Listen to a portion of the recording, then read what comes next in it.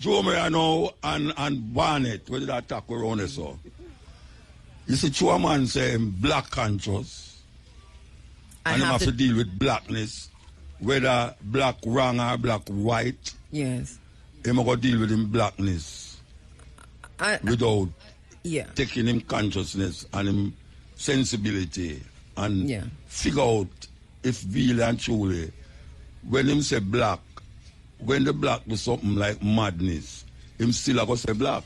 And him going to justify something why the reason why the black this are the black that is because this and because that. But Muta, do you know I was going. No, hold on, Muta. I have to take a break. But I when you were on stage and I'm down there, I said to you, but I know you're not here, Mr. I said, Muta, I'm shame, I feel shame. First staging of Rebel Salute, and trust me, we have experienced some good performances throughout the night into the morning. Right now we have Jam Mason on stage and he's doing wonderful, but just before he came on, we had Louis Culture, the ever vibrant. Olgangali. Oh, you know, I am so upset that I had to leave. He's hearing you. He's there. Oh, Louis Culture. He's hearing you. Headset on and everything. Louis Culture, my brother. I'm so upset that I had to rush out of there just as you were about to take the stage and get back to the studio because of the unforeseen circumstances. But greetings again. Welcome, my brother. Olgangali, how you do, sir? Give thanks. So we just want to tell you before we start, so just keep up the good work and we are listening to you. See? Yeah, man, and we are listening to you, Gina. We love the music, man. Thank you, my brother. Thank you so much for the work you're doing. You know, I just missed the performance, so go and check back with Nick and come forward to you. Nick, oh, was it Olgangali, man? As I said, Kabu, ever energetic. I mean, give you a good vibes. He said, one can say, he brought back the crowd vibes, because before him we had Raheem Bose, aka Valiant, and of course while Valiant probably on another stage would have set the place on fire. Rebel Salute is not necessarily his type of crowd. So after I finished and the Gangali came on, then we were back to the regular Rebel Salute. And as I said, no disrespect to Valiant, but no disrespect to Valiant. Valiant was between Olgangali and Richie Spice. You have to give him credit to, because he was valiant. You know what I mean? Determined to say, you're not going to flap me today. I want to talk about his music. I hope you can get him, Nick, because I want to talk about his music with him in a little while. Because you see, there's something there. But I go back to Louis Culture. Louis, my brother, holding it as usual. This is something that you do, and you do very well. And we asked you last year when we were eyeballing each other, how you managed to do this. So we're not going to ask you that this year, because you tell us nicely. But just what was the vibe like for you on this year's Rebel Salute? Because so many things were different, including the crowd size, which we'll talk about shortly. But what was the vibe like for you?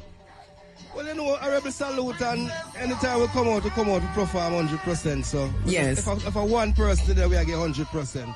Yes. If a 10 person. But the vibes was great. I want to tell you, last night, we go Kingston and forward, and it's like flu. Lick me down. So I wonder if I reach Rebel Salute, but to them we take some herbal thing and go sweat out and feel better, so we can perform for the people. Yes.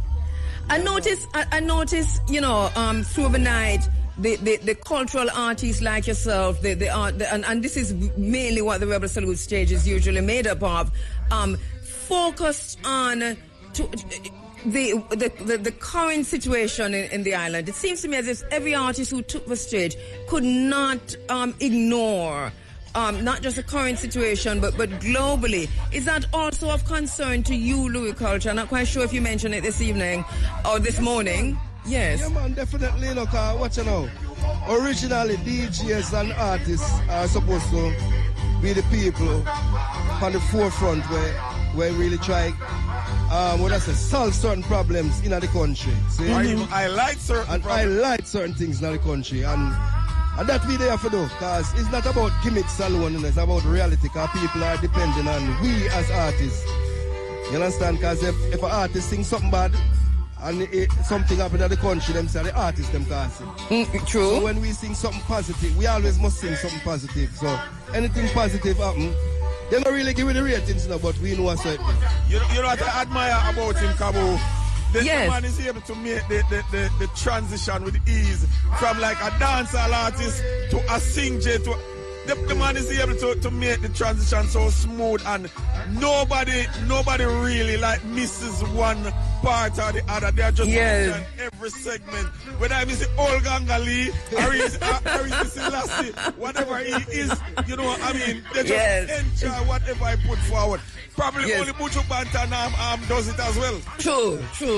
I take the point you're making. Yes.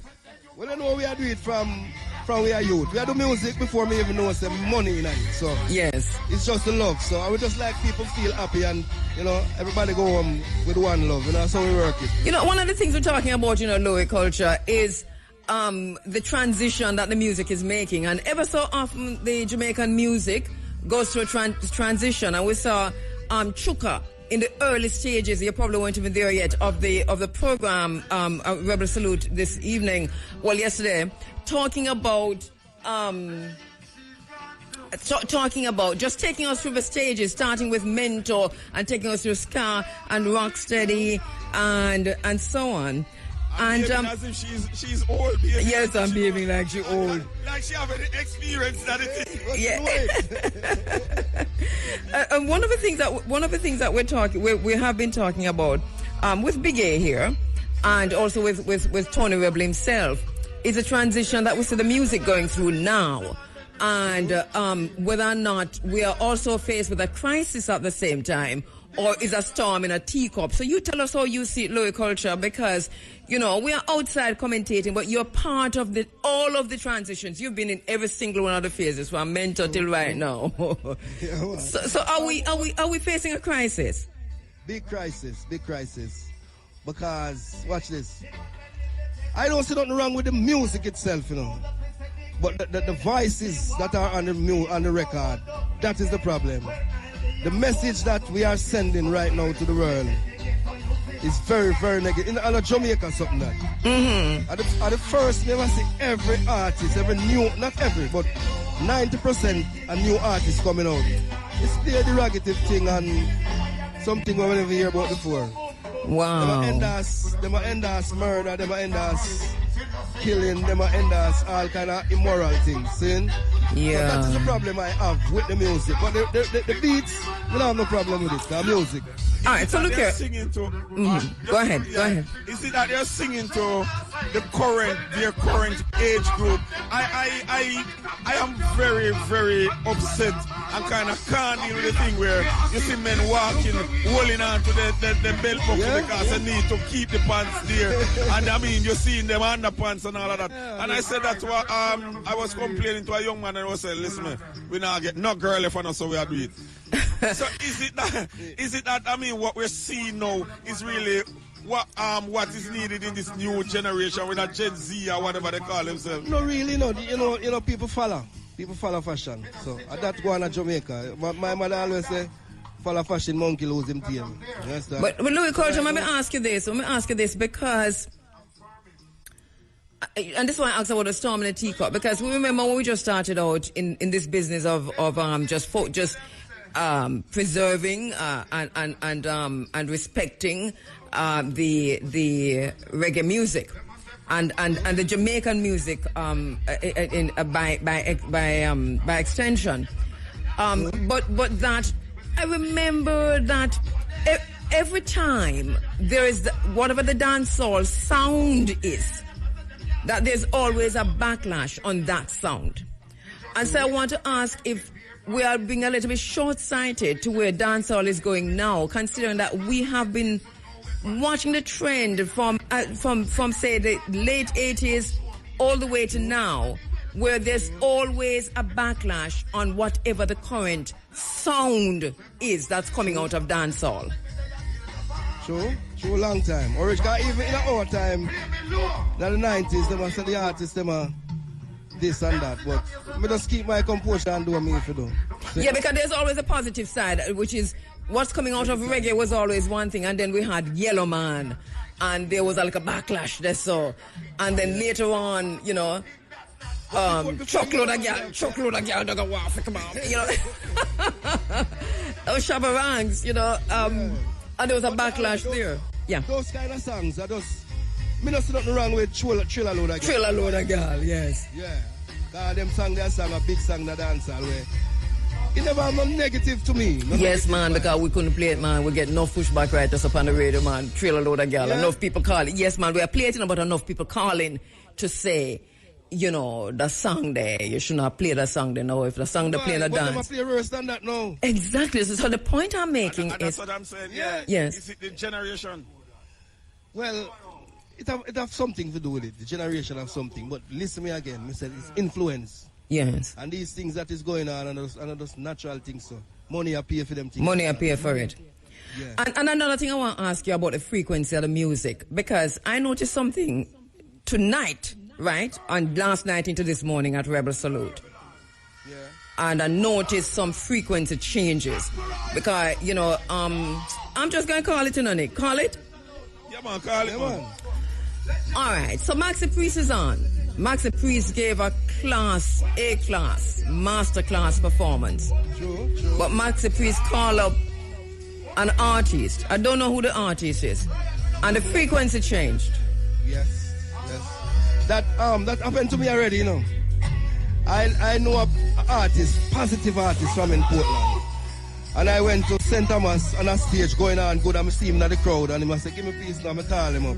Yes. When the man come up, me don't know how far he go up with the woman them. Me don't know him as that artist. So the whole frequency changed because you're vibrating on two different frequencies. One is low frequency and one is high frequency. Yeah. And each frequency have them place, you know. But on the grounds in Rebel Salute, I felt that frequency shift, and it affected me. You know, Maxi Priest never know, like how me never know. Maybe Maxi Priest never know. Probably Maxi Priest never know. But Maxi need to know so that frequency change there affect him set. And that is not to say that the brethren wasn't a good performer, because I think he's a good performer. I just think that together there's a shift from one frequency to another frequency that affect the audience. So what's happening with the frequency of the music though? Because this is what I'm concerned about, is that positive artists like yourself who've been in the business for a long time, vibrating at a frequency, tapping into a frequency that lift up, that is uplifting, lift the spirit. And then we hear some things in our way, it is far from demonic in a Louis culture. The thing, that's why I see me as an artist, me pick and choose who me call up on stage. A man may say Louis now call up, but me not call no man to come change the whole frequency of my thing. You know, you have to know him, say, this him I deal with. Yeah. Although sometimes when a man come up on the stage, you don't know what's going on in him change. You see, that's the thing. And Nick and Louis, you know, say, I know, Richie Spice, you know, Richie Spice got affected by that frequency change tonight. Yes. Me the backstage when that I go on to. All right, and Luciana couldn't find him frequency for a good while. And I can tell you why Luciana couldn't find the frequency. Luciana couldn't find, look here, Cardell, I'm a brethren, you know, Cardell Green, I'm a brethren. But I honestly feel that we are to speak what we want, not that which we are against, especially when we come to the art and the creative forces that accompany music. So when him come with the 666 and Lucifer, which is to say that he was against Lucifer, then the whole frequency in the end, and it knocked Luciana. Let me tell you something. It knocked Luciana, call me my brethren, because I think it knock you. It knock you. Because once the minute Cardell said, and I know Cardell going to be upset, you know, Cardell and my brethren, but I don't think he did it deliberately, because he said, this segment is against Lucifer and against 666, so it is a positive against. Yeah, man, because if you call Lucifer go come. In teaching, you know. Of course. In teaching, they say, you know, don't reinforce the behavior you don't want. In other words, yes. If you don't want Lucifer in that space, somebody call him name, just lower him. And that me I say. And look here, hold on, because I forgot to make one stamp, because we say Lucifer, I said, down! But Kabu, I want to highlight, you know, that yes. your unseen audience is getting bigger, because now we have Jamaican and we also have the gentleman from the Herb Curb. All right, I'll leave you with it, because you know some of the thing. All right, I'll leave you with it. No, they have it set, you know. They will have it set. Okay. They're hearing you, so you can communicate with them as well. Yes, and I just and then just before I go to them. We're not saying Louis Culture no way now, stick with him. Because we have cure, we have cure. All Gangali. Look at Louis. Yes. All Gangali Shane answer cure person because we say maybe you couldn't sing while the stage thing are gone. So we didn't want to play a little piece of the old Gangali. Okay, yeah man. Unless you want to touch it for me because you don't know it go. I want to be free from all chains and all bangles and rope. Free from all bars and all borders and dope. Free to praise the Lord because I praise the Pope. Some I know you will wash your face in Babylon soap. Me have only for faith and me have only for hope. Life rough and hard, but with it me have to cope. Some take it for the level, some slide down the slope. Silent river run deep, but Gangali have to flow. I was born to be free. And we all got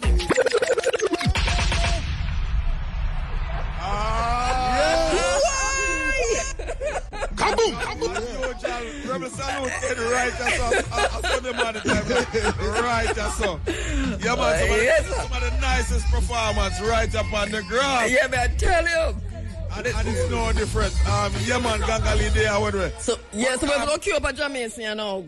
So which Jamaican we're going to queue up in a minute? Before we go over to Jamaican, Kabu, yes. We want to deal with the Herb Curb. As I said, he has his headset on. His name is Dominic McDowell, and he's the manager of the Herb Curb. That's your cousin. Greetings, Dominic. Greetings. Dominic. You see the space where you're walking in, so now you have to make sure so you have your hit tune, you know, because we're queue up hit tunes. So which tune for queue up for you? Alright, so more the richest voice. You want richest, not matter about your own tune, you know, your own tune. Your tune matter, you know. Nah man, it's timely.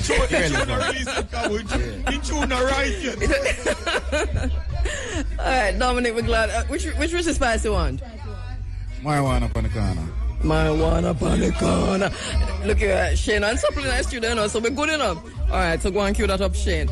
So, Dominic, you know, last year we had a really good chat, and I was looking forward to being in the Herb Curb this year and to having a conversation with you about where we find ourselves now. Kabu, yes. I don't want to interrupt, but I mean, Louis kind of under the weather and want to port that, so we just want to tell him thanks. Yes. And let him big up him people, happy New Year and all of that, Louis. Yes, man. Enough prosperity and love, man, for each and every one. All of my fan, each and every one.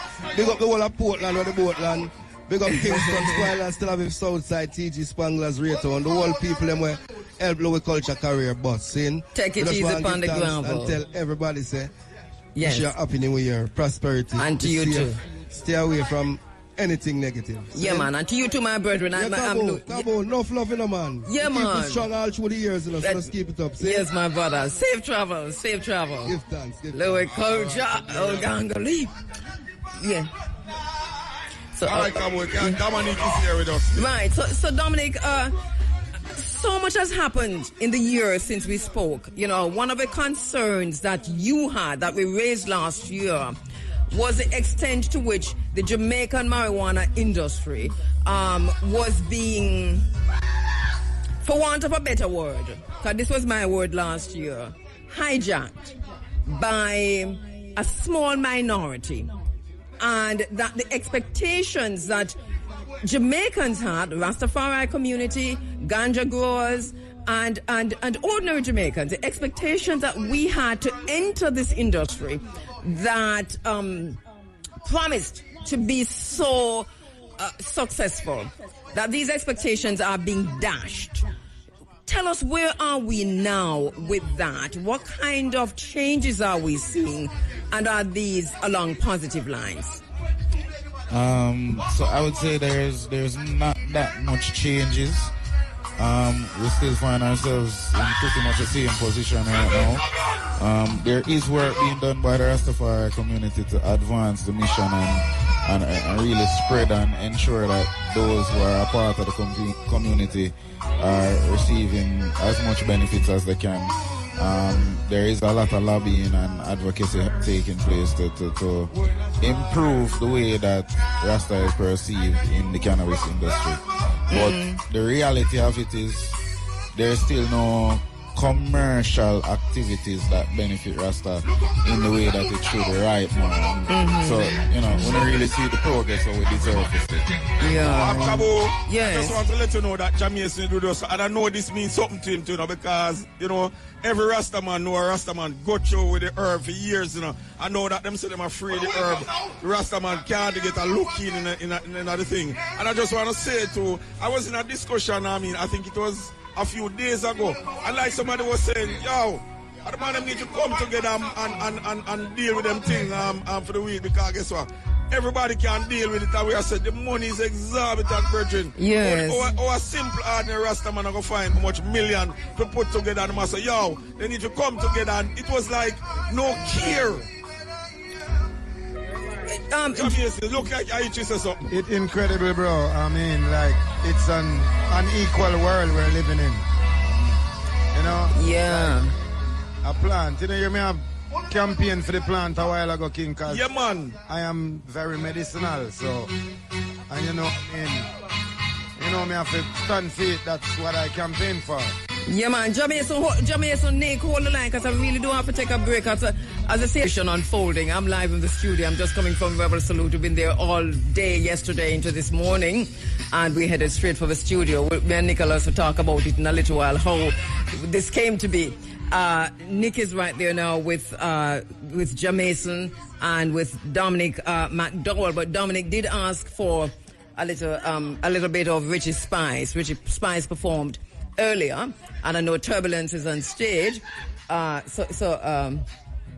Turbulence are going. All right, so we're just teasing Dominic with that because he asked for it. But just as we went into the break, Nick, you shoot a question to Jamaican, which is really to give his own perspective on where we find ourselves today as Jamaicans, African Jamaicans, black people in Jamaica being left out of this industry, this lucrative marijuana industry. Jamaican, your own feelings about it. I hear you say talk about it on the stage earlier tonight. Well, my own feelings, Empress, is more like we don't have a voice. That means we're more unorganized, moving to the thing to get it done, but we are not organized and we don't have a voice. It's like everyone individually saying their way out or their say.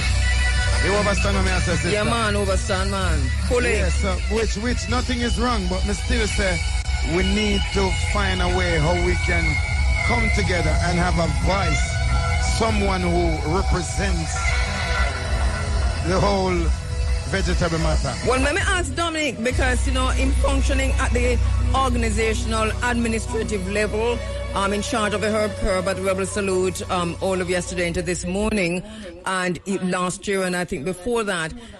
Dominic, how does this happen? Because we've been having this conversation for a very long time. Find a voice, unify. But people are genuinely locked out. There are barriers to access. What are you seeing and what can you tell us? All right, so you have a group by the name of Reggae, which is Rastafari and Ganja and Grassroots Association. You also have the Rastafari Mansions and Organizations, RMO. Those are two groups who are at the forefront right now, which represent various sacramental growers across the island. And they've been working closely with, various regulatory entities to try and ensure that Rasta kind of get a little bit more privileges as it relates to herb. And there's organization taking place that, help to facilitate those who have protected sacramental spaces across the island, so they don't have as much trouble growing and cultivating the crop.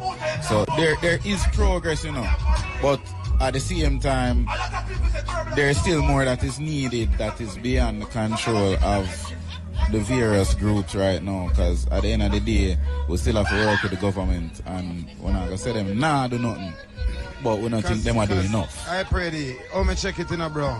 In, like, from I was raised to this age, yeah, me learned that in every organization there's a head. True. Right? Like, that's the vice, that's the main person. Yeah. So as me I said, we as growers and users or whatever, we need to have someone who control the main, like a main head office. Yeah, man. So you understand where I'm getting yeah, to? Man. So that's why I say Reggae. There's the Reggae have an executive committee, them have chairman, them have a proper organizational structure, them have but Dominic, let me interrupt you for a minute, because it was just a few months ago, if so much, a few weeks ago, that Rastafari and some of the leaders within Rastafari came out and spoke loudly about the inequities and the barriers that they face to accessing this lucrative industry. So they themselves have been speaking out about the challenges and the difficulties that Rastafari face. Right, sister, right. Yeah, man. So they speak about it, they're working towards it, they're combating it. So at the end of the day, there is some unity and some organization that is going into fighting, you know, the obstacles that are there. Not now come out of that. Let me just speak like you have Ernie Smith not now come out of that, you know it? Although that is way off. So because not, you know, I'm tell you why not now come out of that, Dominic, because that has been the talk from day one. It was on the table already, and then I mean it's there again, and so that was the discussion I was in, and let me I remember now how the discussion started. Here I was around persons I burn the herb. I believe me, Kabu, the herb nearly smell like right God. Goodness gracious. And you know, and you're right, Nick. I mean, I said, brother, I want to see a burn. Normally, me a grow man about herb, it a dry a mile away. The aroma dry, and this way you smoke your son. That is it. It smell like when a man spray on in cologne or something. Yes. And he wear off. So Jamaican, what going with the herb, Jamaican? No, check the levels now, Empress. It becomes more, as me say, no one the thing become one organization, one umbrella, so everybody go out individually and it becomes a business for some, while for me it's more medicinal. Of course, I give someone some, and in return I get back a gift, so I mean, so me deal with it. So I mean, me no know how to approach it my level, because you have other individual who may be approaching it on a more monetary stand. Something, yeah, man. So the people who feel like give with that freedom, they kind of hold back, because we are going to get more monetary gain more than. I wonder if you overs. You know what hurt in the conversation, Kabu? There was at least one person who is in government and would have some experience up the table, up the ladder there, and the person was saying, look, man, is them need to come together and organize, and like the other people who are doing their thing and selling it to tourists and making big money out of it. It's like they are the ones who came together and they are doing it, and it's the other farmers. Well, and it's more than came together, it's more than coming together. But Nick, I can hear a silence behind you. It looked like the stage liquor sell off. Yes. No, we're not liquor, but food juice sell off, and the sound man lock up and gone. Yes, man, yes, that's exactly what it is now. So Rebel Salute 2025 is now was. Well, the herb curve still open. Yeah, man. Definitely. You know, but that's the situation, the hypocrisy behind it. I mean, how do you expect the average man, to get up and just find $2 million and then Virgin find one next two and then put together and find how much million to give some organization one name was CLA? That are the thinking of that cannabis license authority. Yeah, but what I'm saying is like you have farmers who really don't have it and they are good, talented. Poor man. As usual, the powers that be roll out a little man again by imposing a fine. Yeah, but Mr. I say, who represent we like when you don't have the money and you can do the thing, where do we go from here? That thing they like, who we talk to? There is no representation. So again, taxation without representation. When I say the government now do nothing, but I don't think enough is being done. Me as an individual. Him can't say too much now. He have to be politically correct. Yeah, we hear Dominic, you know, loud and clear. We're going to play marijuana up on the corner for him again. You see, me is a non-governmental funding individual. Right. Yeah. You know, speak truth to power, because we understand that a lot of us, and we respect the position that Dominic is in, and the work that he's been doing.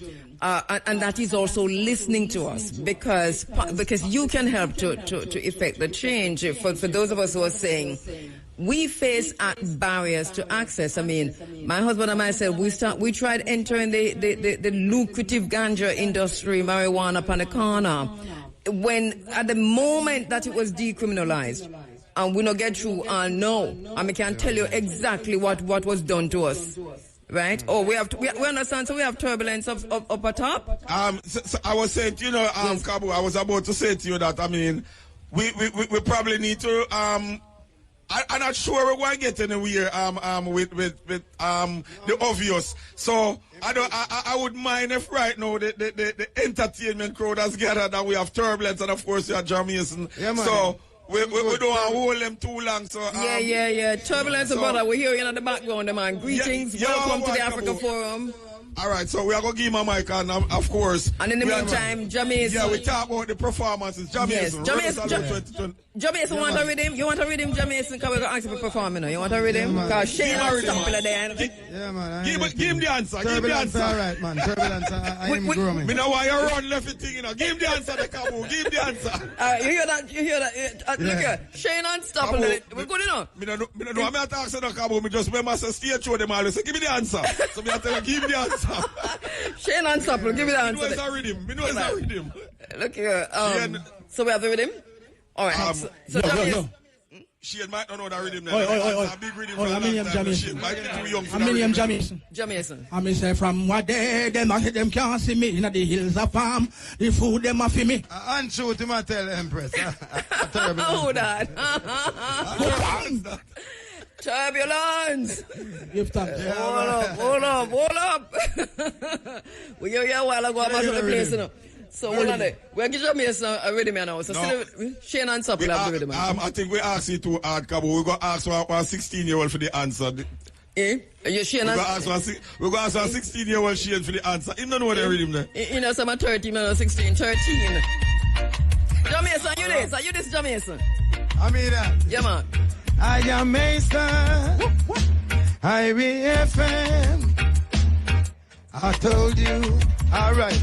Well, them coulda slip, them coulda slide, them coulda run, them can't hide. Still I see I control our side. Well, them coulda flip, them coulda flop, them try climb up on the top, them jump up. Him and the weather Marcus a guide Babylon. Can't see this a truth to me go search for. Them want know who Jamaican I work for. Them can't pay Bobo not a chum changer. Cause King Selassie I have me empire. Bobo no strange, so no take me for stranger. We run the range, one go tell the Lone Ranger. Them this the prophet, the priest, the king, them in a danger. Then I know me him never. Alright, them slip, them coulda slide, them coulda run, them can't hide. Still I see I control our side. Well, them coulda flip, them coulda flop, them try climb up on the top, them jump up. Hey, Turbo. I me go tell them say, I coulda been one of the most. DJ Shane, the unstoppable. Yeah, man. Run track. I was Shane on the one, Shane. Run track, man. You know what people out there we are lead. Shane, they attack with the little credit from you. Run the track, man. I want to Shane.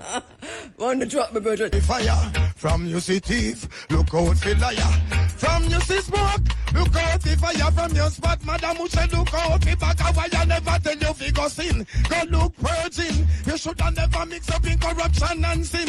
But listen me nothing. No word me a fling. Together like as a Rasta man. You should do Rasta and go trim. You lose, you no win. You jump out of the fire, now you want jump in. Say from you see smoke, look out the fire. From you see thief. Pull up. Turbulence are coming. Turbulence. Pull up. Yeah, man, give thanks and praise, man. Yeah, IRFM, art of love and respect. To the massive, we support Rastafari and reggae music. Give thanks again. Every time. Love and respect. Every Blessed is the man, woman, and child that walk not in the counsel of the ungodly and stand in the ways of sinners. Holy Emmanuel, I King Selassie, I Jah. Rastafari. Listen me up, well, when me fiscal do start doing me like. Holy Emmanuel, I King Selassie, I Jah. Rastafari. Thank you very much, yeah? One love. Yeah, man. Travel safely on the gravel, my brother. Yes, sister. Same way. Man. You don't know. Travel safely. Empress, big up yourself. Long you don't know greatness again. Truly blessed. Yeah, man. Give thanks to the vibes again. Why, Kabu, you miss the audience, man. Why, may I tell you? To the world. It's a nice show on the gravel. Yes, it's a nice show. Listen, we're enjoying right as you know, because all we want now is a rhythm where they play either tatty or bogle. You know, so that me good. A song with the tatty or bogle rhythm, so that me good. You know, we can dance better. So anybody who can take the tatty or bogle, we good. You can find one of them. Yeah. Eh? We are with you now. We run out of the artists. You can't, Nick, you have to go DJ panel really, me, I know. Run the track, because you are Tati, Bogle, any one of them. You know? It will look for now. So go and write your lyrics in your head, Nick, because it is. Yeah, right? The Suriname brethren did win right out. Come on, I have a brother with a nice plant, and want to heal up the man in the ganja field, yes? All right. Yes, I mean. Blessed love. Greeting the brother. How you doing? Me there, man. Me awake now. Yeah. Yeah, man. So, yeah. We have. Me I heal up the bridge. We not talk what we're going to do this year, but we not go sit down. Right. This year, I make them boy feet treat you like puppet. Yes, and we get the board, you know. We see the board, and we get the board. We're good, you know. Man, our ganja farmer and all farm in bed, they sleep, you know. Yeah, we're good. Man. Yeah. You know what I want to ask, though? I really want to ask. What is the reason why the weed just not smell like when you're the youth? No, because the weed when you're youth, them a plant now. I want them a plant. Plant Bill Gates. Then they plant Bill Gates side. And this I go cross the island. Yeah. You know. But that means a GMO. That means you're talking about GMO. GMO weed. I also understand that, Kabu, like, if you have your good weed where you are, you know, I may have some little bogus weed down the road, my weed can blow across and come contaminate your weed, you know. There you go. That's what them plan. So, right now, you go down a fair boat to come from St. Andy, you know, the original Sensimina where you born council. Right, I eat we smoke up this in our chalice. And we carry a portion, it's still off still. The free original Sensimina. Oh yeah, man. You know, me a countryman. Yeah. So, the answer is this. When everybody, all Rastafari, they take the bait now and they plant and what you call wakush. Everybody asks you know, you have any kush there?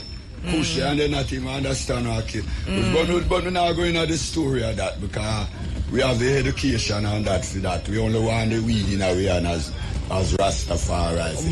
But if the situation continues and it looks like the horse gone through the gate already, because if we're already accepting the so-called Bill Gates, the GMO situation, it means that and remember when them start that thing, you know, my brother. Remember when them start that thing, you know, them first of all till they say we can't grow proper medicinal weed because marijuana.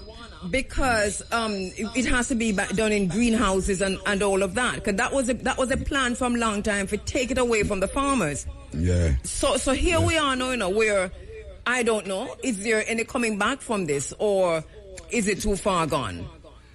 Yes, man. Holy power open. All right, look on what the weed where we come born in a center and council with elders they plant. You have all different strain come from the mother. The scent, the weed where we what they call bushy weed, are the mother for herb. You have a strain come out there named Alaska, the Alaska. You have the one who come out the name only a different strain out there. But you see the mother for the herb, we can't last that. For it keep on coming back. So every time them give you experimental herb, you can easily get back your original. But there has to be, and I know Muta and I might know. Muta, greetings. Yeah, greetings. Muta, how you feel? Cause you work hard tonight as usual, you know. How you meet wait a man, how you meet for their studio when we out here? Because Muta, you know it go. You see for me coming in? No, I don't know it go. You see for me reach the venue? Before, as a matter of fact, you see for me hit Mr. Bootless, me begin to realize, we have to go. Alright, we're having a little feedback there. And Nick can do that. I know our problem. And Nick can do it. Muta, you rock me out, sister. You squeal for me some Muta. Yes, because you should know better. Yeah, you should know better, yes. I was just trying to get a talker phone to Ras Jomo. Okay. Oh, greetings, Ras Jomo. So, Muta, as soon as I reach Mr. Boot, out of Miami Bay, and even before that, I recognized that we have to do a two-prong thing because probably by 7:30, we would be alone in the venue. Am I wrong, sir? Well, I don't know much o'clock now, but you're not alone at the venue. 4 minutes after 7, how we stay? No. Look like another show I keep doing here. All the time. Well, listen, we made it, with consultation. But Muta, thank you so much for staying back, because enough work tonight. We see the clash, and we like how you handle the clash. And then we heard the preamble that you gave while during the band stage when you were taking over from Cardell. I'm going to tell you, it was, we need to listen back to that and play that, because as simple as, I know to you, you're a talker, so it's serious. But, it came off the cuff, but I think this is exactly where our consciousness needs to be. And I want to kind of back up with you a little bit. Yeah, when you were talking about where we are as a nation, how we come to believe the things we're believing, and why we choose to believe what we believe, and how that is affecting us. Yeah, well, as I say, my mouth can just, it's nice to do that still, but be who me is, me can't just dead there. It's like my IRFM, me can't just play 4 hours of pure music. Yeah. No care what UFA program I do. Me can't play hours of pure music. Me have to say something. Yes. See, that does some stay. So yeah, we do it. But the people them never mind it still. No, because them did a call for more. No man, people are calling for more, man. Come in at the crowd. So people are asking for more. I don't know if you heard the conversation we had there. We have some virgin from the Herb Curb with us. I know sound like Ras. No, I never hear. I just walk come to line. How did I eat? Yeah, we're talking about the situation, the ganja, the marijuana industry, ganja industry in Jamaica, and the extent to which Rastafari and Jamaicans, black Jamaicans, African Jamaicans are left out of this lucrative industry, and that to me, from where I stand, it is a deliberate act, and no matter how you organize and no matter how you unify, there has to be another way to deal with this thing, because this... the other way is? Yes. Stop this damn foolish about medical marijuana. That is what mash up the thing, because Jamaican Rasta and other people, they have plant ganja how them want to plant it, and I sell ganja how them want to sell it. Nowadays, you have to have license to do this, and you have to have a certain strain of ganja, and you have to splice it certain way and do certain things. That now will get Jamaican ganja nowhere at all, because that's why they import ganja from Canada. You see, because them make the thing come like ganja is a medical thing. Yes. So you have to plant it a certain way according to how them say it must plant. Yeah. And the poor man has sent and in an Orange Hill, they never have all those things that plant ganja. And they used to make money off of ganja. So Muta, and I soon come to Ras Joma, but Muta, what really happened? Because how did we come to be, me always say how we come to be in this place without a spear? Because we knew when this thing was happening, the conversations were ongoing, Rastafari was involved in it, Jamaicans were involved in it, But you turn around and you have nothing in your hand. Because them come here and tell you how to plant ganja. Jamaica have the best ganja in the world before them come with ganja, medical this and that. And now we almost don't have nothing because we have to plant it. How them say must plant it, so we can export it. Meanwhile, them are planted like how we used to plant it. That's why Uruguay and all them places make money off it now. You know, see it, and we now make the money. So the truth and the reality, how me see it, is that this medical marijuana that them bring away is mashing up the ganja business in Jamaica. Because right now they must say them don't have enough ganja. Well, them don't have enough ganja. Man, they plant ganja and have ganja on top of ganja. So all of a sudden, we have to use it as medical this. Then we get there. When Peter Tashida sing, good for asthma, good for this, good for that. Him that talk about medical marijuana. A ganja him not talk about. Full stop. Him not talk about ganja, him not talk about no, you know, medical marijuana and legalize it and advertise it. And it's good for all of these things. What is good for all of these things, according to what Peter Tash said? Right. Not the Jamaican ganja. You have to put it on and eat not this and not that and spray it with this and this and that is scientific craziness. So Muta, that is really what it is. Science is craziness. The normal Jamaican planting ganja, how it's supposed to plant and reap him ganja according to how it reap. And now we are ball. What we are ball for? What we are ball for? Well, that is the thing because why we're balling is because we're trying to keep up with the madness with them put in our space for claims of why this is how you must plant ganja. We do have to do that because right now America are legalize ganja. Say Biden they got 2,000 odd ganja man out of prison. 2,000 odd of them You know see, and now them are come and I tell you we Jamaican, Rasta especially, how to plant ganja.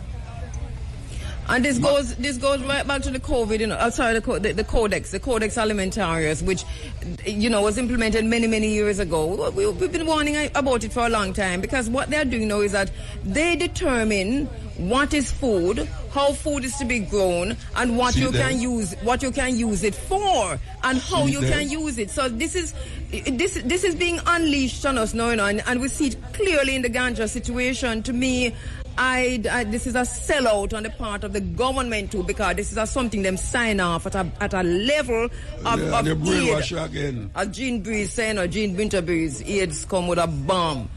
You know, and this is basically what has happened. Moto Michael, welcome. Was Jomo? Yes, greetings. Thank you. Greetings, my brother. How you doing? I was looking to see you in person, but you're virtual. Look here, you never see me down. I hope it's not AI. Hold on, is that the real Hermuda, or is that a voice augmentation? I say this is no AI. Listen to me now. Didn't you look down in the audience and see me with me two hand up in the ear, right? All to most of the performances, and then even through the sound clash, I was talking to Muta. And Muta not when hear me from back in, and I was saying to Muta, I said, Muta, the youth from Suriname, him win the thing, right? Muta, you never hear me. Oh, no, but watch out. I brought you web name. I'll call him here. Dr. Barnett, catch up me and Nick Browness and Robert and Nick and Robert. Yeah, have me and Nick and Robert round this so. Him a try claim now. You see, me can't take this thing away. You see when me talk about white, me talk about white. When me talk about black, me talk about black.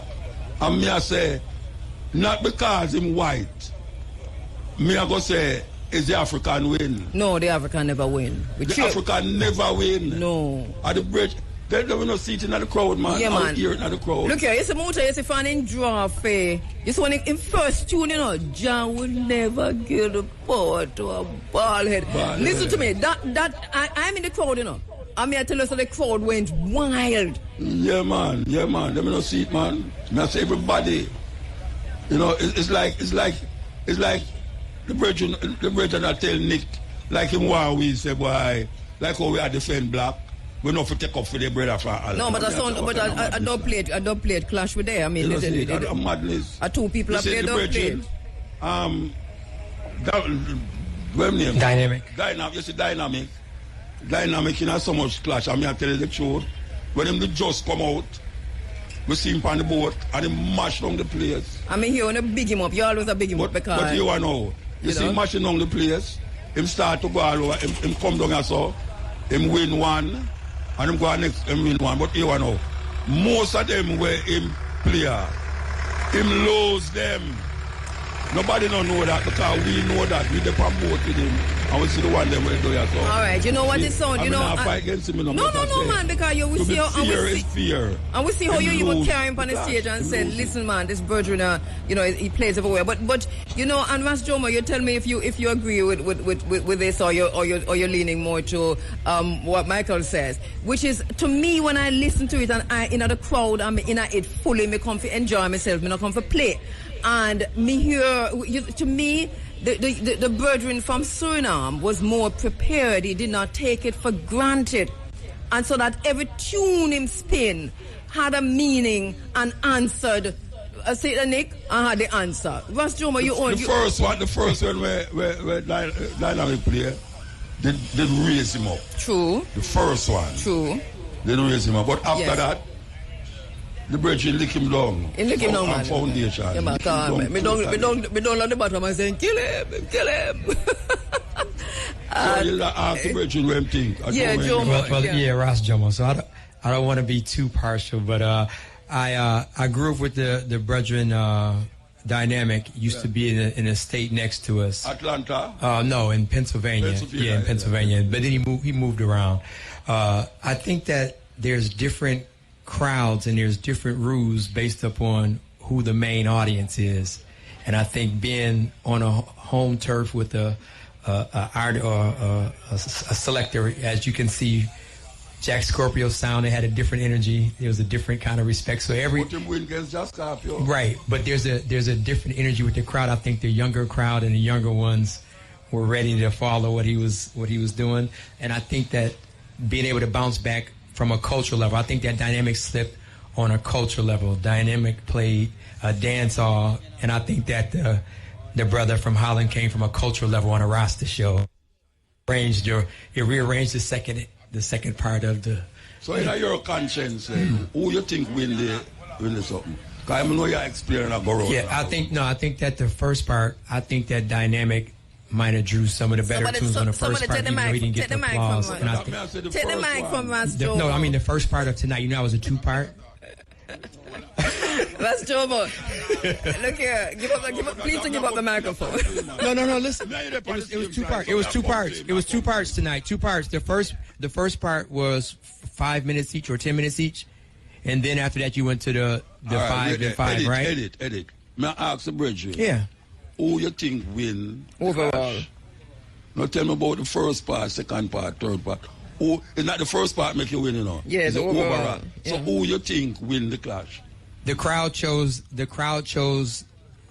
brother from Holland. You may talk, man. So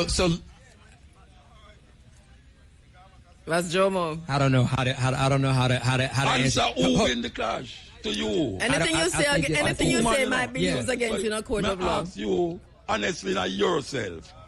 If you say Dynamic. In my opinion, I think that Dynamic drew some strategic tunes, but I think why you say the same thing over and over. All right, Muta, let me ask Ras Jomo a question. Simple question, you know. Muta, who win the clash in your estimation? Who win the clash? Don't tell me about you kind of intellectualize it now and this and that. Just in your conscience.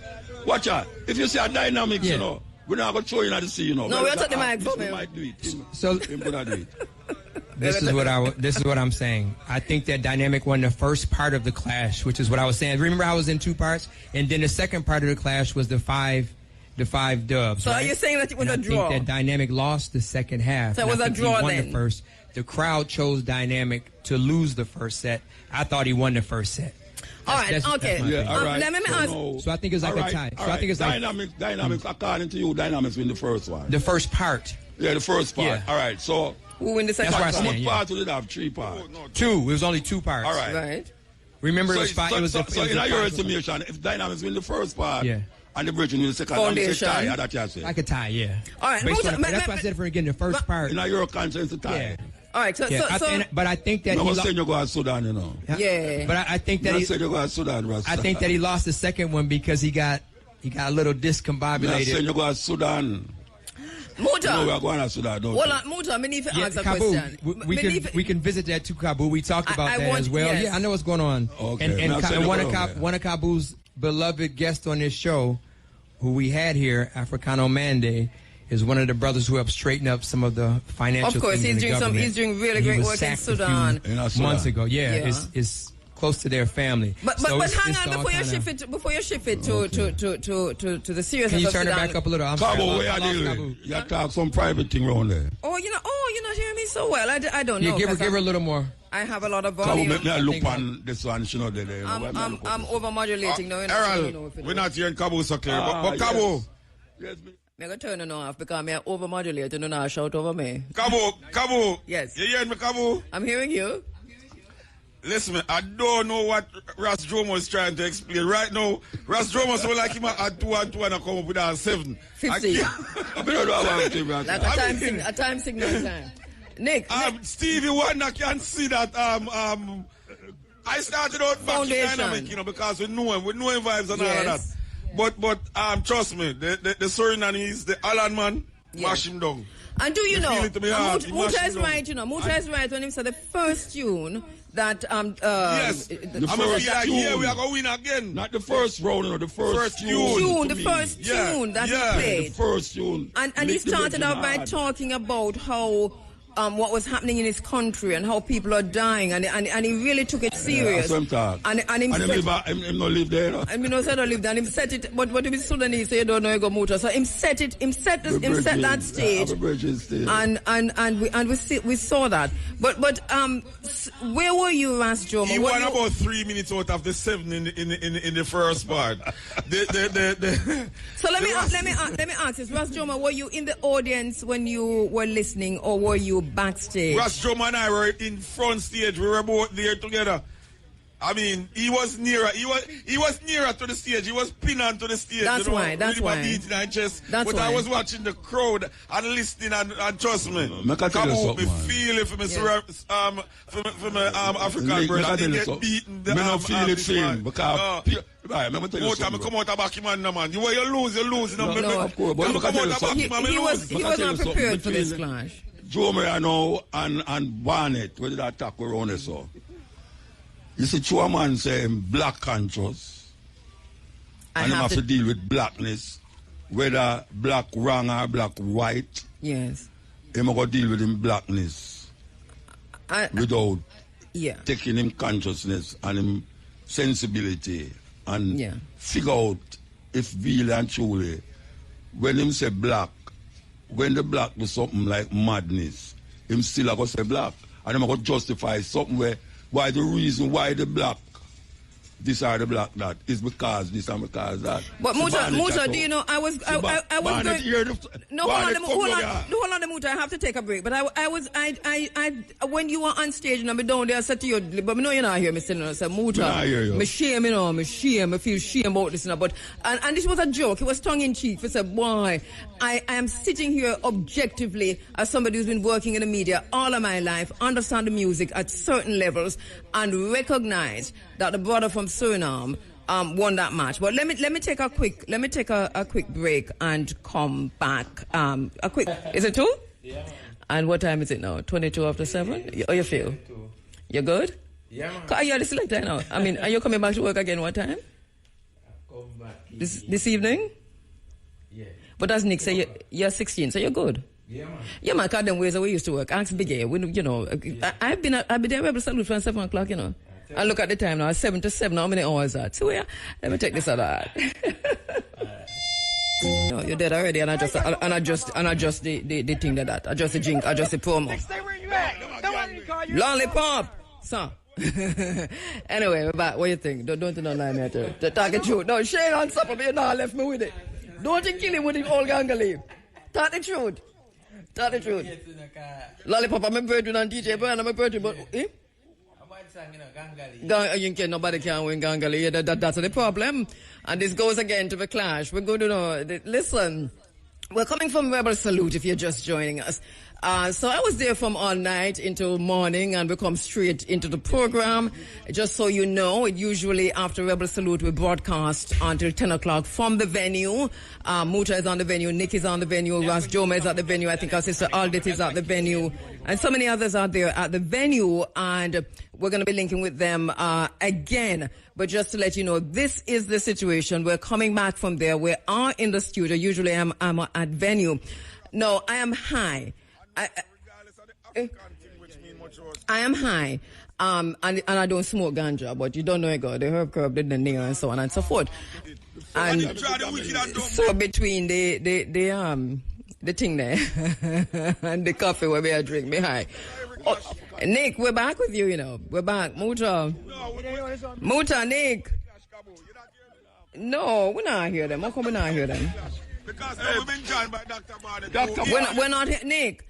We're not hearing you. It is here. Okay, that's better. Muta, I'm hearing Muta loud and clear. Muta. Oh. Yes, I'm hearing you loud and clear. Turn it on. Yeah. Dr. Barnett is here. Are you hearing me now, Kabu? Yes, I'm hearing you loud and clear now, Nick. Yeah, man. The clash argument continues. Dr. Barnett is suggesting that maybe the African lose because him play first. You believe? I thought of that. No. I thought of that. I thought of that because I had to be very true to myself, because I recognize that he lost. And so this is something that I went through in my head to say, wonder if he had gone second, you know, but no, but I think it was also a matter of yes. And he came prepared. And by the way, I'm with you with Brian. Boy, lollipop, I'm a virgin, but we think about Brian for now. Hey, watch out. This is the dub where we name the player. Lollipop. Check more side if them have the foundation name in the dub. As some dub them have from long time. I heard that, yes.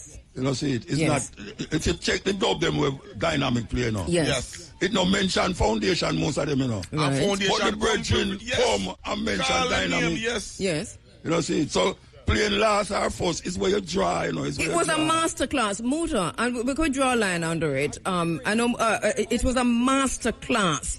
And I recognize it as such, but I think we've heard Dominic before, you know. I'm sorry, Dynamic. We've heard him before. We were there when he beat Jack Scorpio. I mean, it was clear that he beat him. Him say me make him.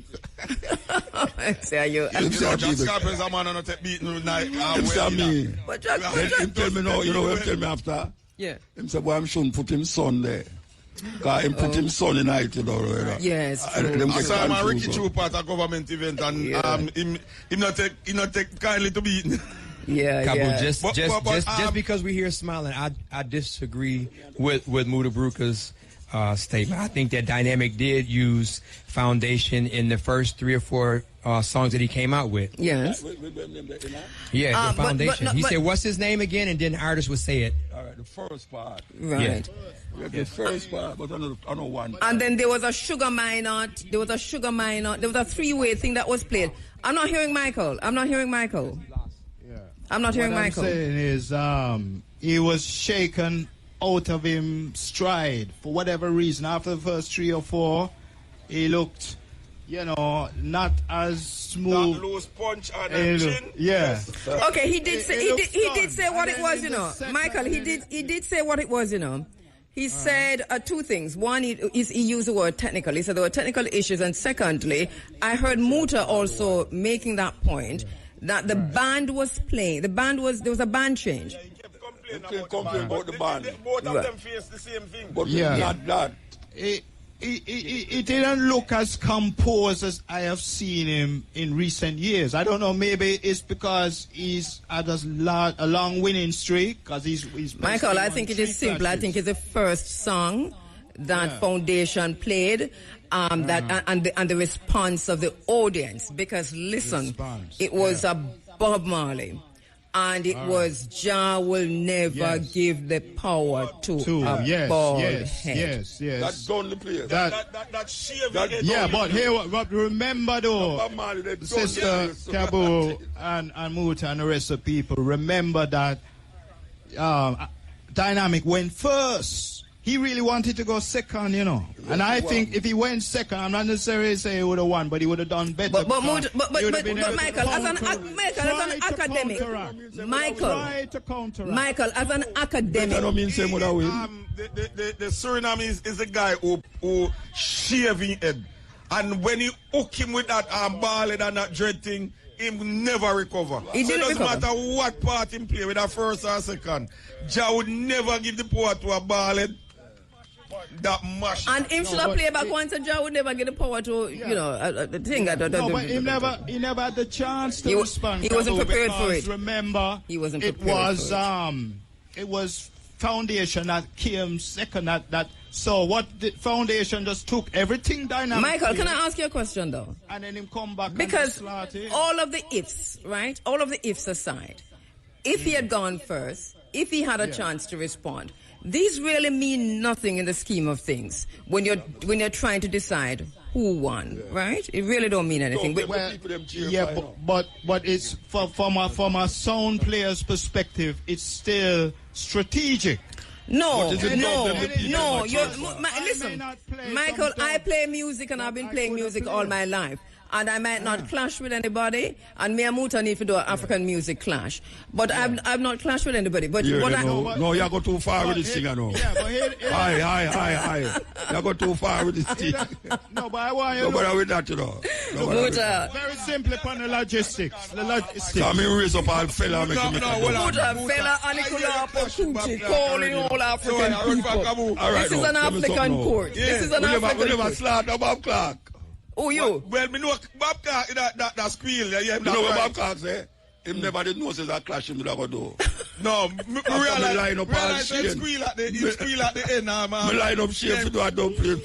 Me realize him squeal at the end. But me don't want to think you're afraid of Kabu, man. No, afraid. Listen, make us say something. Make us say something. We have to move on from this. We have to move on from this because this was... I don't want to kill her. I don't want to kill her. Muta. Please don't send out that vibes out there. Muta. Trust me, because yes, Kabu. I mean, you would never be friend again. Yeah, we probably need to look at some other aspects of Rebel Salute 2025. Yes, and I need to take a break. Starting with Muta. Muta, your feelings on Rebel Salute. Yes, I need to take a break. Are you, as a sales manager, saying we'll take Muta's answer and then go to the break? I'm good with that. It's not one of the better ones. It's not one of the better ones. No, but you see, whether Virgin they go. The two version them, the last two version them. Yeah. Jamaican. And Turbulence. Eh? And Turbulence. And Turbulence. And it's not because I'm calling my name tonight, you know, trust me.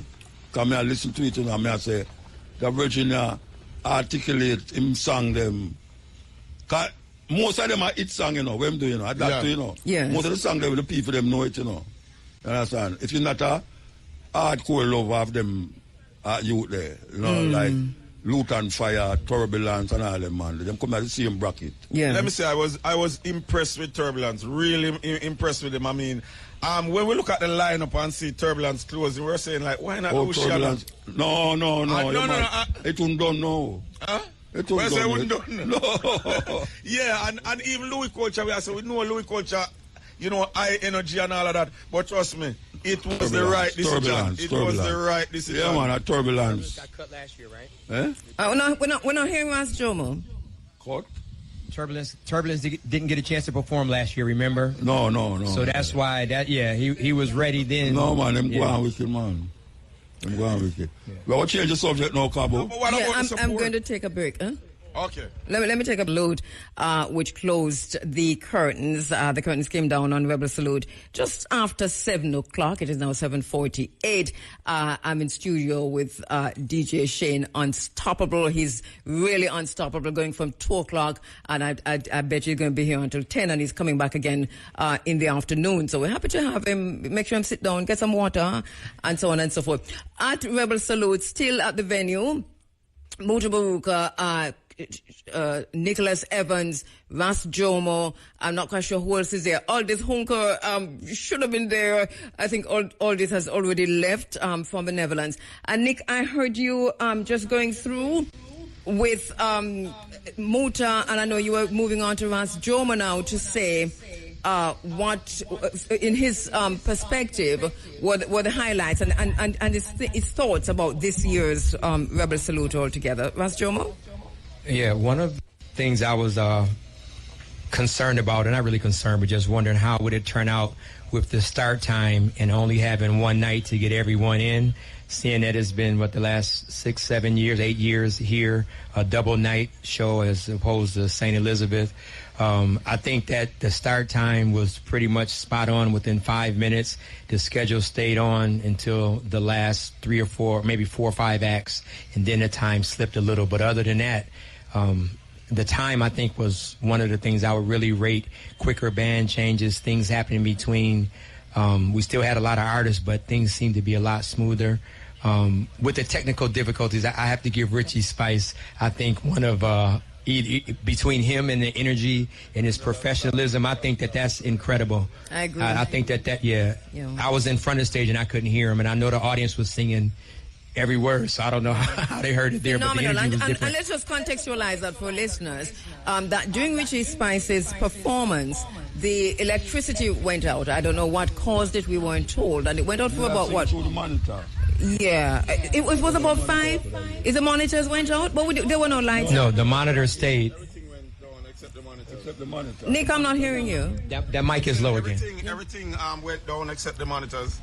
Right, and he continued performing, and Cordell Green was right to say to at the end of that performance to call him back on stage and to in a word or two just to paraphrase him, that was a masterclass. This is why you are who you are, because he kept that going without flinching, without stopping. And Muta, as a performer yourself, what do you think about that? Because that to me was phenomenal.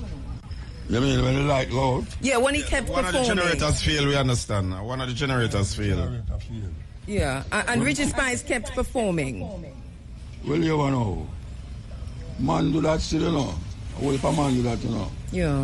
When the light go out, or even when the whole thing go out. Yes. Him just play kitty and just go and sing. You see that happen all the while still. Yeah, it was never brilliant. Yet, the light never really go out for me. Yeah. You were backstage then, right? So you were hearing the monitor? Right. So the audience couldn't hear almost anything. In front of the stage, you couldn't hear anything. No. You could just hear the band like an acoustic sound. Yeah. And you couldn't see him either. And them are singing to the monitor with them ear. Right. Yeah. It was phenomenal. It was phenomenal. Them start to complain. Yeah. Everybody out there help. Richie Spice. I mean, that was even phenomenal. with the lighting. Yeah. Yeah. Yeah. Go ahead. The lights came from cell phones. Yeah, the lighting. So the lights went off. The sound went off, and the audience people turned on cell phones and used their camera lights to spotlight on him because everything was black. Yeah. Yeah. And I must also, real and Jomo, I must also congratulate Irie FM because in the moment, the people front stage could actually strain to hear him because obviously there was no sound apart from his natural sound, but those who were backstage, well, no, not backstage, but down a ways from the stage, from front stage, couldn't hear a thing at all. And then IRFM kind of locked into DJ Shane Unstoppable. And the music he was playing at the time was so complimentary with what was happening on the grounds. That also, Shane, did you know that it went out? You know what was happening on the grounds when you were playing this morning? Yeah, I mean, you did well, Shane Unstoppable. So congratulations to IRFM for turning up the boxes and providing sound for those other people who couldn't hear Richie Spice. But go ahead, Ras Jomo, we interrupted. No, I think that was good. I think that everybody was a little anticipating what was going to come out of Queen Africa's mouth. And she went very good, and she maintained borders with pressure. Yes. Yeah, she still put the pressure on. Every now and then she sleep, but I would not have changed anything in her performance. She did well. Every now and then we say, and she looked phenomenal. I loved her outfit, loved the way she dealt with it, loved the way she brought attention to it, and she just looked good, including the makeup. Muta, hey. Kabu, me now make it pass. She called for her baby father, so she love her baby father. I think she was speaking specifically to a demographic of women, and then she said, then you cannot say you know, me love my baby father, me love my baby. You understand? Intellectualize it.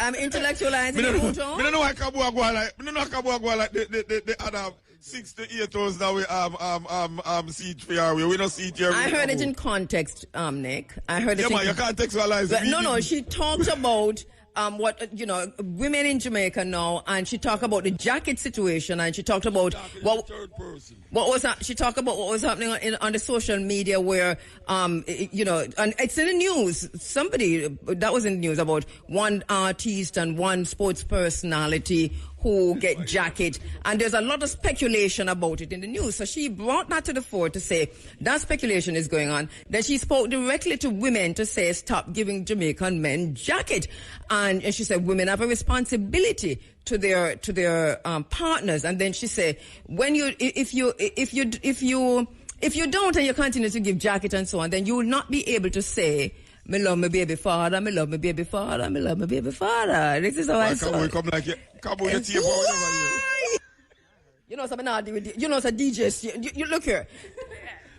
You know some of me person something. Kabu, we let me say we loved every moment of Queen Africa's performance. Of course. She must get a tick in the column to say she among the contenders to say she took the show. I mean, turbulence not the last come through, wicked like a bolt at the end. I mean, the performances were good from most of the artists, and I mean, I think we did mention Valiant that I mean it was kind of out of place based on the songs he sang, but we saw the determination in him to say, I am going to stay clean as possible. I am going to try and deliver as best as possible. I am going to try to let these people appreciate and love me. Not that at the end he might have achieved what he set out to do, but you know, he never gave up on just... Good, and I agree with you. And let me just ask Muta something, because Muta, there's something about the music, right? Valiant's music. So make way. Music. The music is transcend dancehall music. Talk to me, because that's the thing I was saying. You can't pass dancehall music with the music. Yeah. I don't know about the lyrics, but the music we have behind him. Yes. Can't pass that. Exactly. This is the point. One could look at a new development in a dancehall. And it is not a bad it's very, as you said, transcend. No, it's very good. It's very good. I think there's something about it. It's on the right frequency. In vibrating. Yes. You may find out now. Yeah. When I see the choir come up there, I expect more. Okay. From Valiant? From the choir. Yeah, I expect more from the choir. Okay. And give me that in pants, that drop off fine. It kind of make the thing look away. And then now, when you realize, which is serious, when you realize it come like, say, the gown thing now work, him tell them to take it off. And lo and behold, the whitest one in the audience have less clothes than everybody else. Yeah, there's so much. I know that, I was talking to Tony last week about how you spoke to Joshie, I think it was the last time. And I think that really made a difference. I witnessed that, and I know that made a difference.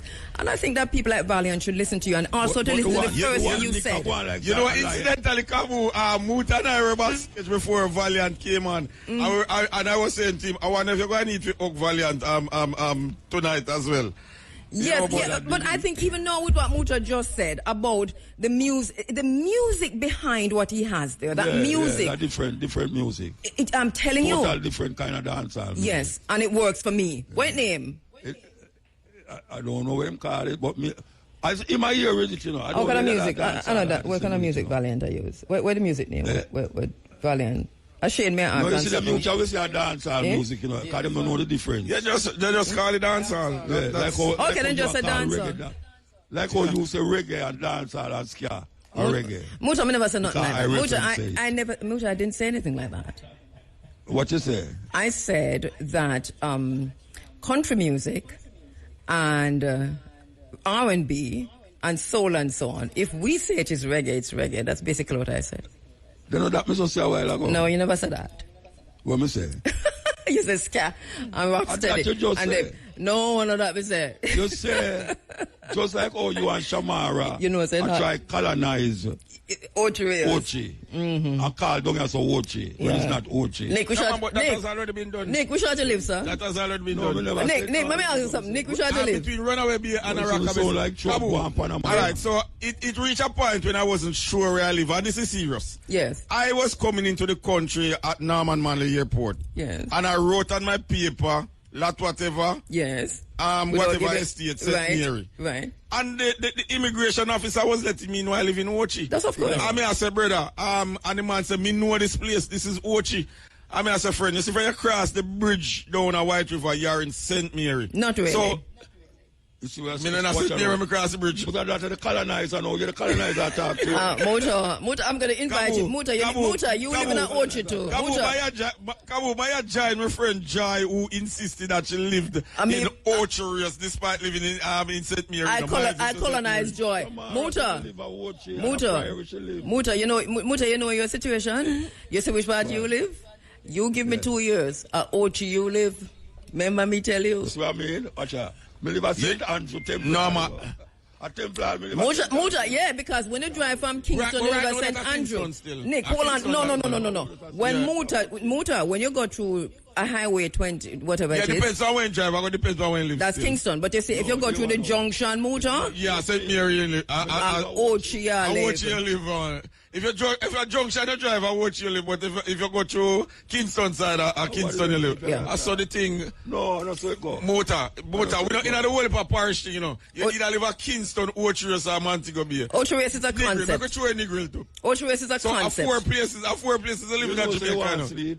No, man, I don't want to sleep. You want to sleep? I'm going to take a break. Or else they're going to fire me. You have only break, man. Things look good. Nick, ask Muta about the break them. Muta, when I take this break, talk to Nick about you break them. I'm going to take a break. No, nobody call me about break, you know. You nobody tell me about break. Can I tell you? My program have the most break in the world. That's what I'm saying. That's what I'm saying. Every evening and organize a break, so talk to her. No, Nick. Shamara, every time you log to Shamara, she organize. I say, yeah, man, this is good for Muta. So if you have party, ask for a break. Hello, I know Shamara that. said, all right. I know that Nick don't smoke, and I know that he's not a drinker. So whatever I want to have him under there, take it away from him. Right? Because Muta, Nick said about him sleeping. I will do the program and I and realize that's true. Yes, and then first may I do it and realize that's true. So Nick, deal with it, man. And I listen to the program before my own. Not have 1 hour I have no ad. No ad, and it's not a sponsored hour. Where's Big A when you need him? If you have a sponsored hour, you could have said something, but when we listen to the program, it's called Road to Success, it doesn't have any ads. On a Thursday, when we listen to the program, I come before mine. 1 hour I do have no Road ad. to Success, it doesn't have no ad. It's an interview program. But as I say, we have to talk to the assistant program director, Shamara, and we'll discuss it later on. Shamara put them there. I know she put them there, but she have to sign off on them. Yeah, but I must congratulate Shamara on her promotion. She never tell me, assistant program director. Congratulations, Shamara. Shamara promotion. Then Nick just said a while ago, said Shamara is the assistant program director. So I'm congratulating her. Yeah, no, Nick now take no responsibility for that, you know. Muta, I am very proud that you show up on Wolipa ads. That's what I'm paid to do, full up the program ads. But I got to not say. I get paid to full up the station ads. Yeah. So I didn't affect the program. That's that's not your concern. No, it's not that. It's not my concern. I'm glad say it's division of labor.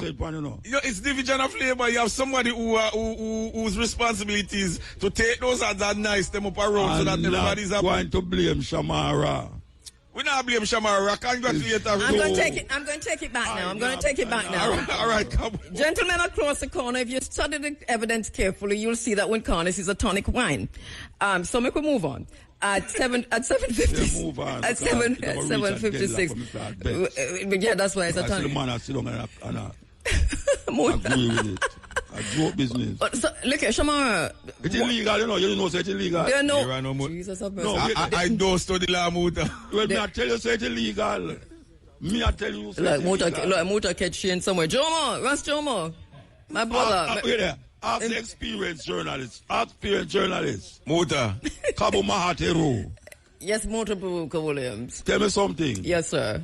Is there a law against placing so much ads in 15 minutes? As far as I know, sir, I don't know if it's a law, but it is a Broadcasting Commission rule. I don't know if it has changed. Kabu, because there is a law. There is a law Kabu, there is a law that says no business place should be open on Sunday except for 1 hour to sell ice.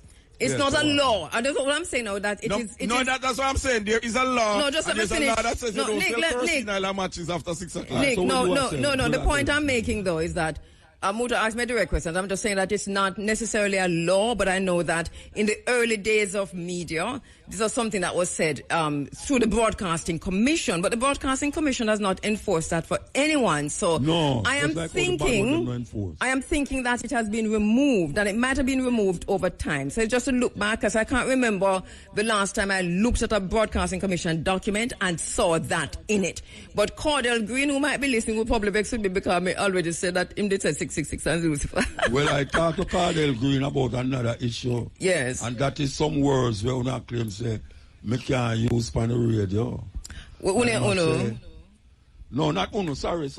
No, it's IRFM in Japan. Oh, okay. I don't know. The program manager who say what them be. Okay. And we say, there's a word that we used to say in the 90s and early 2000s. I don't know if you remember the BM word where people now say gay. Yes. Right? And so what did he say? The BM, I know, the BM. Yeah. What did he say? It is not a requisite of the Broadcasting Commission. It's individual station. Take that and put it there. Because you can't say it where it don't offend the gay community. Well, I think that is a point. Because that is a word where Jamaican use. Like for instance, Dennis Brown say acting like a child so young and gay. Some youth come and ask me if Dennis Brown is gay. Because they probably don't know that gay means cheerful and all of that. No, it don't mean that. It don't mean cheerful. But Muta, you'll agree that over time, exactly, and that's the point, that over time the meanings of words change. Yes. And I remember when that was used on IRFM, and especially in your programs and other programs too. Me use that. Hey, the most of the time I see that on radio. Yeah, it wasn't a problem, but over over time, the Broadcasting Commission itself has included other offenses connected to the LGBTQ plus community that would negate Cordell's answer to you. And this is my thinking, because of the other stipulations that are on the side. And that is why he probably says, as long as it doesn't offend. And yet you have no control over who will take, because the offense is not given and it's taken. And that's the thing. You have no control over who takes offense. I would love to go back to Mr. Young days, when I interview Kid Ralph, and we just chat like Jamaican. And when I interview ordinary people, I say, what is this? But Muta, there's something the Broadcasting Commission has been doing over time. Not because the Broadcasting Commission itself determined that, okay, we have to do this, but because of complaints that have gone into the Broadcasting Commission about programs like yours over time. And I know this specifically, that and where the complaints are coming from. Because remember, there was a complaint made against IRFM, not just to the Broadcasting Commission, but to other agencies regarding a song called Aya So Nice. I don't know if you remember that song. And when the complaint was raised by people within the society with clout, and so a decision was taken on it. But look at, there's a company in Jamaica now that is coming out of that same status quo that is using that term as part of them tagline in them business. Aya So Nice. So you explain that to me. It's just a lot of double standards, actually. So cast a white man on the radio. Kabu, I am witnessing certain writings and sightings by the Broadcasting Commission. I mean, certain things that we used to, I mean, there are a lot of songs that became #1 and we enjoyed in the 90s that can't be played as they were then. Radio. They can't be played. We have been cited for playing Shelly Thunder. Sometimes a man forget Kuf. Oh God, man. Yeah, I mean, that's a big joke. Papa Son and what's your name? And Papa Son and Lady G and all of that. I mean, these were, fun. This was part of culture. Yeah, I shot the sheriff. We don't even have sheriff, but we can't shot him. That's what I'm told. But them don't understand why I'm... Who say you can't play I shot the sheriff? We say everything we do, everything we do, there's something about violence or something about offending. I don't think you can play I shot the sheriff, but I agree with not playing sometime a man forget Kuf. No, we at the Kabu where we work. Hello, Muta. Yes? Oh, Kabu, that has always been a joke. No, wait there. Kabu, what you say? I said, I agree that we shouldn't be playing sometimes a man forget, Kuf forget. No, I shot the sheriff. No, what I'm saying, we can't play, I'm saying that I don't think that, I think it's okay to play I shot the sheriff. Tell her I say you can't play I shot the sheriff. We can't shot no sheriff again. Who made that decision? We don't have none. Who made that decision? I mean, if the writings come from the Broadcasting Commission, we have to assume that they made that decision. No, the Broadcasting Commission don't normally make those decisions. The Broadcasting Commission might send something out that says... Who made the decision? Because, look here, the Broadcasting Commission would write to a media house, right? And say something that they might be they feel strongly about. But one thing I know about the Broadcasting Commission, especially on the Caudal Green, is that you can request a meeting and you can go in and discuss with them why the decisions that they're about to take don't necessarily match with the cultural, dynamics. And they listen. This is my experience. They listen. Yes, Kabu, your experience has changed, over the past 5 years. A bad man thing Broadcasting Commission I bring to the radio. I do not believe that. I am telling you that I shot the sheriff. A bad man thing I bring to the radio. Shamara, get Caudal Green for me, please. I do not believe that because one thing I know, Muta, the Broadcasting Commission always sends these letters out. They make they say the decision has been taken or about to be taken, but you can challenge the decision. You can the Broadcasting Commission challenge. It has to be done. It has to be done from the level of the persons and the persons with responsibility to challenge that decision. It can be done. There are lots of decisions that have been challenged over the years that the Broadcasting Commission look at and write back and say, okay, we see the point you're making, and it's good. Thank you for telling me that. Yes, I know that for a fact. Next week, now we'll get on to it. And I'm not out. I'm still working in media. I'm still a media consultant. I still have to read the Broadcasting Commission rules and regulations. I still have to employ you to do this consultation. You know my fees. I don't care. I attended. Without calling anybody's name. I attended a function where we were looking into. It was the IMC. It was the IMC, and we were looking at media and things like that. And a well-renowned entertainer, international renowned entertainer, expressed concern that, with what's happening now with the Broadcasting Commission. And this wasn't about IRA, because they were experiencing it. They were wondering whether or not, there was a move to really kill our culture. No, because no longer our culture was accepted. I do not speak on behalf of the Broadcasting Commission, but I want to put a stop to that kind of conversation. Let me tell you why. The Broadcasting Commission under Caudal Green is open to discussion.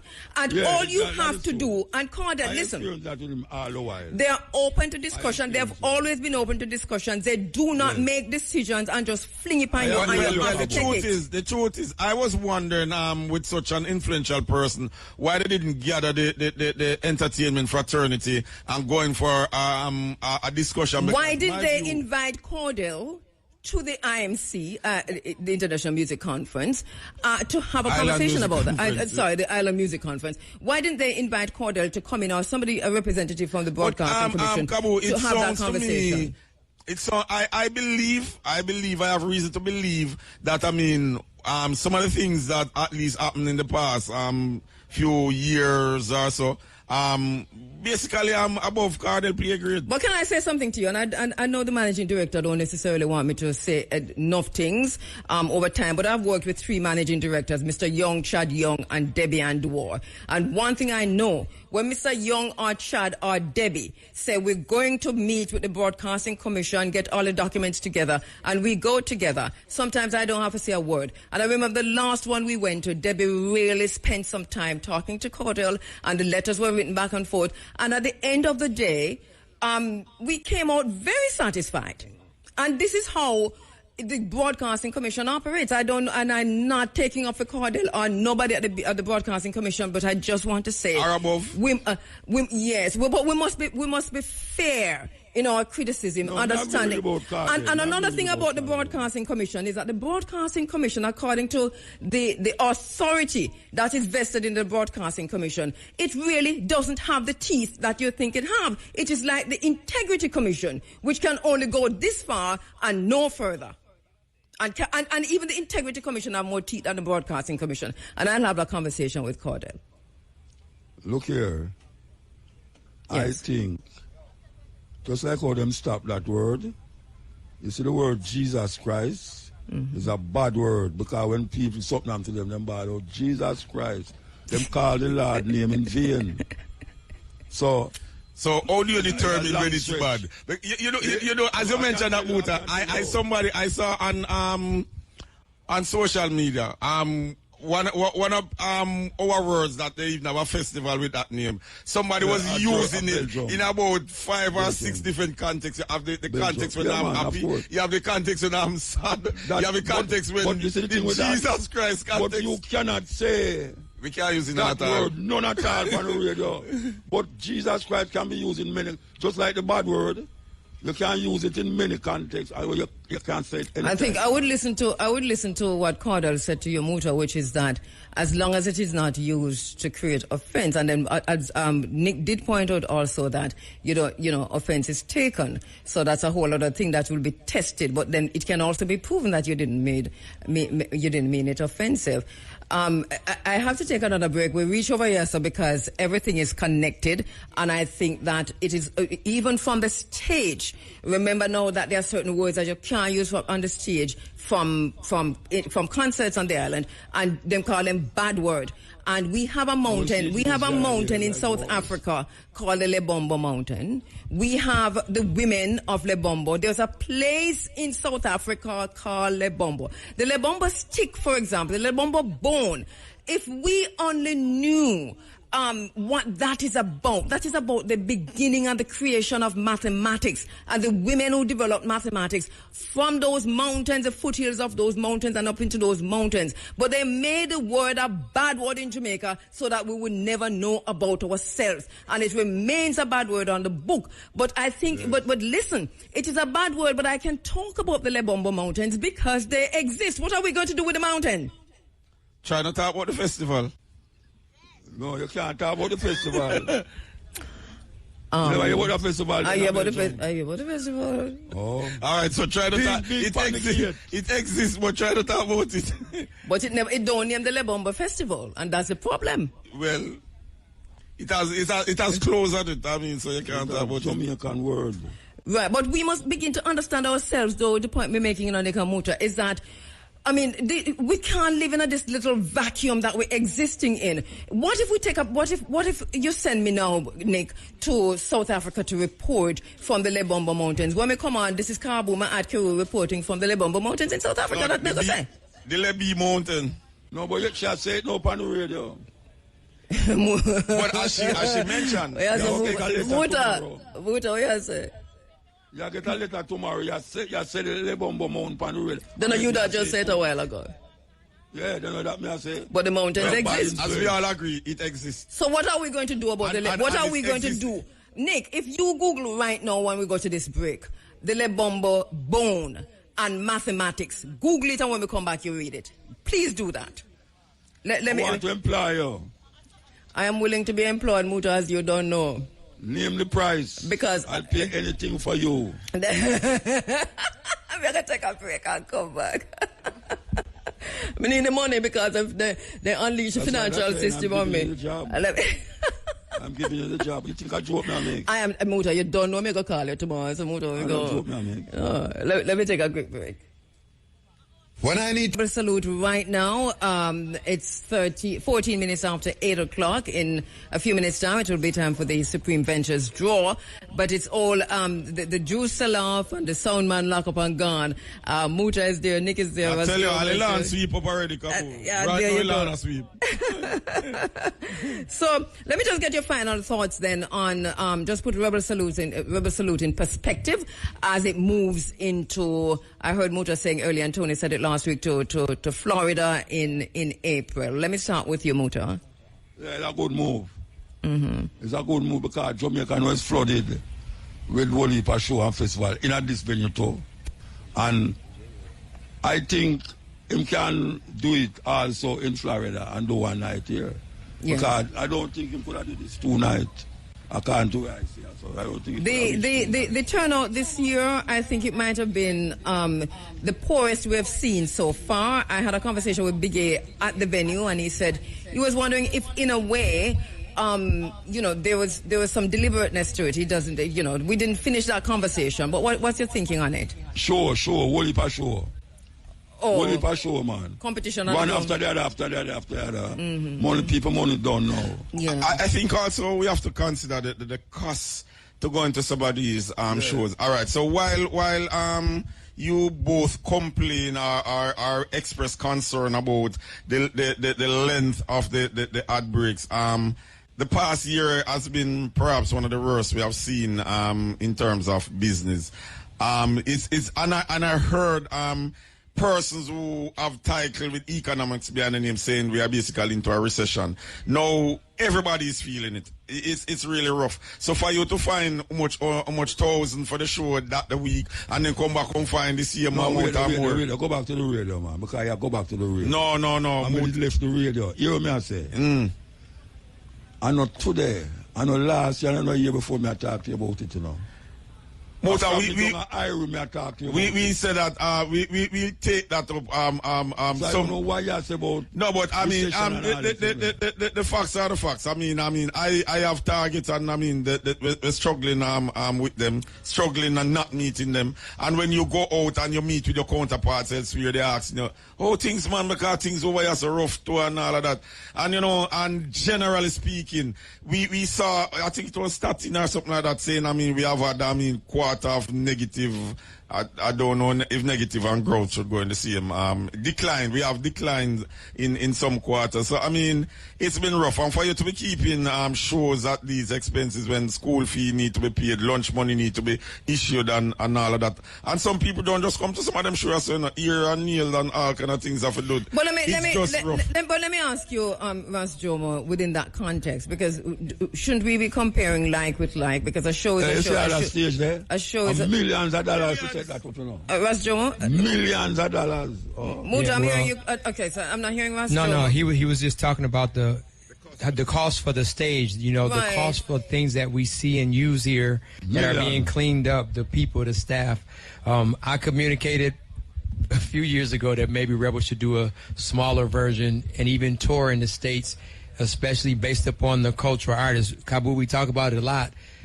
Many of the artists that perform here, yeah. But can I ask a question? Kabu, let me just share this. What I was saying is that many of the cultural artists that many people see here for the first time in America and Europe, those artists are welcomed, and that's why people come here. So there's a different appetite for a mature paying crowd. And listen to the numbers of what Rebel says, how many foreign guests are here, how many guests from overseas come, how many people from different countries. Like you said, it might be a little hard with so many shows in January. I mean, how many shows in the first 3 weeks in January now in Jamaica? I don't think it's not, listen, and I can't speak for Rebel, but I want to put something on the table. We just had Freedom Street, right? And that sell off.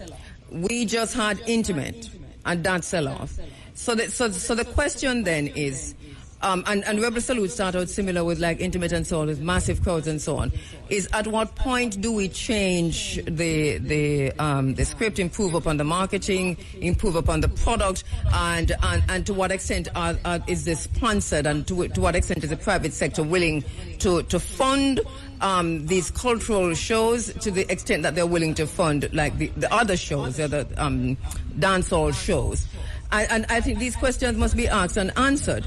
But Kabu, coming out of the Intimate and Freedom Street, we're of the opinion that the sponsorship were not as great as one might think. Freedom Street probably financed heavily by Joe. And hang on there, Nick, stop 1 minute. Yeah. There's no Joe. When you said Joe, this is where we're going wrong. When you talk about Joe Bogdanovich, you're talking about the Elon Musk of Jamaica. So that you don't need anybody else to spend any money because Joe represents that.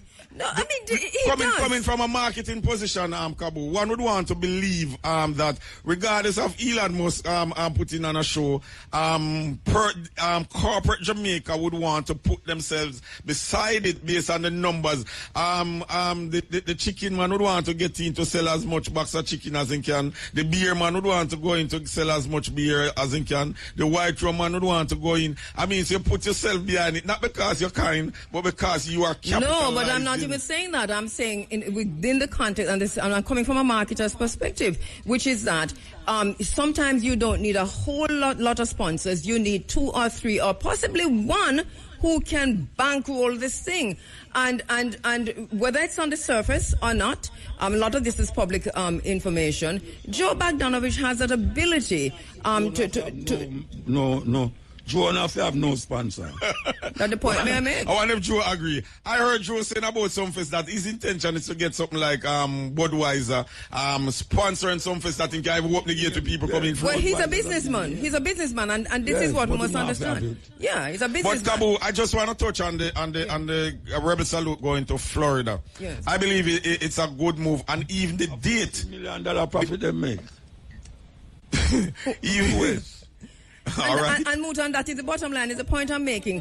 A product and a brand like Rebel Salute suffers, we know it suffers for lack of sponsorship because the private sector in Jamaica don't necessarily want to sponsor anything positive. You make it be any jump up, vulgar, spin out, jump out, cock up, and so on. Every beer brand and every other drink brand, they're behind it. I do not know why. But there is this. But Kabu, in all fairness to the beer brand who probably not come, is not allowed. I am not talking about the beer brand and Rebel Salute. I'm talking about the extent to which the private sector sponsors vulgarity. Nick, you hold on there. Nick, hold on, because I know so you try to stop me now, but... No, man, I agree with you. The private sector sponsors vulgarity in Jamaica. The private sector put their money quickly behind that which is negative. The private sector put their money quicker behind that which is not edifying for this country. But they will Kabu, not. You led an event for many years, which we put 3,000 to 4,000 people in a space. And as hard as I try, I even take pictures and say to people, look, you see this? Just look at the amount of people. Just imagine the amount of water, your water they would drink, the amount of your juice they would drink. This is something where you need to get beside, and nothing. Even with pictures and everything. Are we talking about the Marcus Garvey celebration? So Muta, you have seen it. You have seen it. Corporate Jamaica, as hard as we try. What is the motto? No, and this is the exact point I'm making, that the private sector distances itself because it is neocolonialism from anything that will uplift the masses of the Jamaican people, because the masses of the Jamaican people have to remain ignorant of themselves and in total programming of the mind to work in them BPOs and them tourism industry, them plantation tourism industry, and anywhere else them paying them below minimum wage and on contract for the rest of their life without paying them proper taxes. As a touchy BPO, I just want to close and say, I have one concern as a Ghanaian. It's not Rebel Salute, but with that, I remember when I was growing up, you used to have something named Free Zone and Garment Factory and all of that, and ladies used to march out, predominantly ladies used to march out in the mornings to go to these factories like school, and then the factories, the owners, the fee, what I mean, filler and all of that, find other places with cheaper labor, and those factories have become white elephant. I am afraid we might see the same thing with BPOs. A lot of them are, because the BPOs are going to be overrun by AI. This is a sector that is the more find cheaper labor to Kabu, just like Eddie with the free zone. Yeah, but also AI is going to take it over totally. The BPOs, the BPOs don't need human. True. So they're going to be run over by AI in short order. So we see them. And remember, some of these factories are now churches. Some are morgues. Some are making caskets. And that in itself should tell you the morbid situation that we find ourselves in. Ras Jomo, I'm giving you a last word here. I don't know. What time is it? This afternoon. Well, I'm listening to what you're saying, and I'm watching and looking at the parallels in America. No matter what people say, there's a lot of parallels that's going on, and everyday people are losing on all ends, more and more.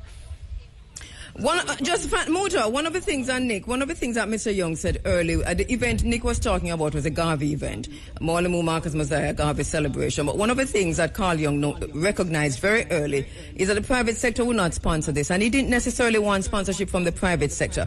What he said is that the dancehall shows on IRFM and everything else on IRFM that was sponsored to the hilt because of the eclectic the station was, that these would pay for the profit of that partially would go to putting on the celebration for Morley Marcus Mosiah Garvey. He never wanted sponsorship for it. He never really cared for sponsorship for it. And he carried it on for as long as he could. And that's just the bottom line. He said the same thing about the cutting edge. He said the same thing about running African. It is what it is. He recognized that this is what the situation was and that he would keep these programs going. You said about cutting edge? That if these programs weren't sponsored, he was... When the man take over the thing. That if these programs weren't sponsored, it didn't matter to him. Muta, remember he used to come inside here to you and tell you, say, give him a lawsuit. He would say the same thing to me. Give me a lawsuit. Me not put no hole in my pocket. He always tell me, give me a lawsuit. But my brethren, I said, Shamara put the thing on my thing. Anyway. Shamara son up the son up. Liza! Yes, Henry! Well, so we can't tell her about Shamara in front of her. Let me tell you well, man. No, I know you. No, man, Shamara, no, it wouldn't be Shamara. But Muta and Nick and Ras Joma and Shamara and the team, thank you so much. I think, Nick and Shamara, you can tell me who's on the ground with you so we can say thanks to everyone as we ramp up. We just have a minute. So on the ground, currently, who still soldiering it out, we have Glenton Murdoch, a.k.a. Errol. We have Nicholas Francis. We have Tawanda Johnson. We have Shanice Williams. Round the corner, we have Trishana Olness, James. Yes, so and earlier we had the social media and broadcast crew, Courtney DJ Bones, we had Edwee, DJ Colligan, Rashona. It was Rashona. Yeah, it was really a big team covering. Peter, of course, we had Peter. Purdy. So yeah, it was a big team on the ground, and we have Purdy. Don't run over it. I'm a Purdy him. You Purdy him. Them not say Shamara your envelope, man. No, man, you know when I pass tonight. All right, so at some pass, so me know you. It's all them wicked. At the pass, me no use in it. But you can't use it next year. Muta, I understand, the MD was here and you make you go and answer about Purdy. Hello, the time on IRF is 28 after 8 o'clock, 2 minutes to go before the Supreme Bench is drawn. And I want to thank you. Yes, Kabu, the MD was here as well. Of course, Managing Director, Debbie Andor. So thank you so much to the entire team. Thank you, Muta, because I know you worked really hard. Thank you, Nick. You guys have been working really. Robert Williams, I saw him. Big A was there. Big A as well. Yes. To the entire team that was on the ground from IRFM, and to Tony Rebel and the team, just keep at it. I know I'm seeing what is happening. I see the changes that are being made, and we support you as usual, 100%. Thank you all so much. Thank you from the grounds. Thank you, Ras Joma, for coming in as usual. All days we missed you, but thank you all so much. We are sending back at the call. Well, yeah, it's going to be problems on Monday. All right. Thank you so much. All right, so we Just a minute away now from the Supreme Ventures draw. Listen up. You having a music to play for me? And give more rhythm now for said it's over. Listen, I want to say a very special good morning to my sister, Queen Africa. She did a brilliant job, and she said so much. I think that it would be good to get the recording of her performance. She talked to Jamaican women. She spoke directly to Jamaican women. She talked about where Jamaican women were heading, talked about what Jamaican women on a whole was accepting for themselves and of themselves, and the names and the labels.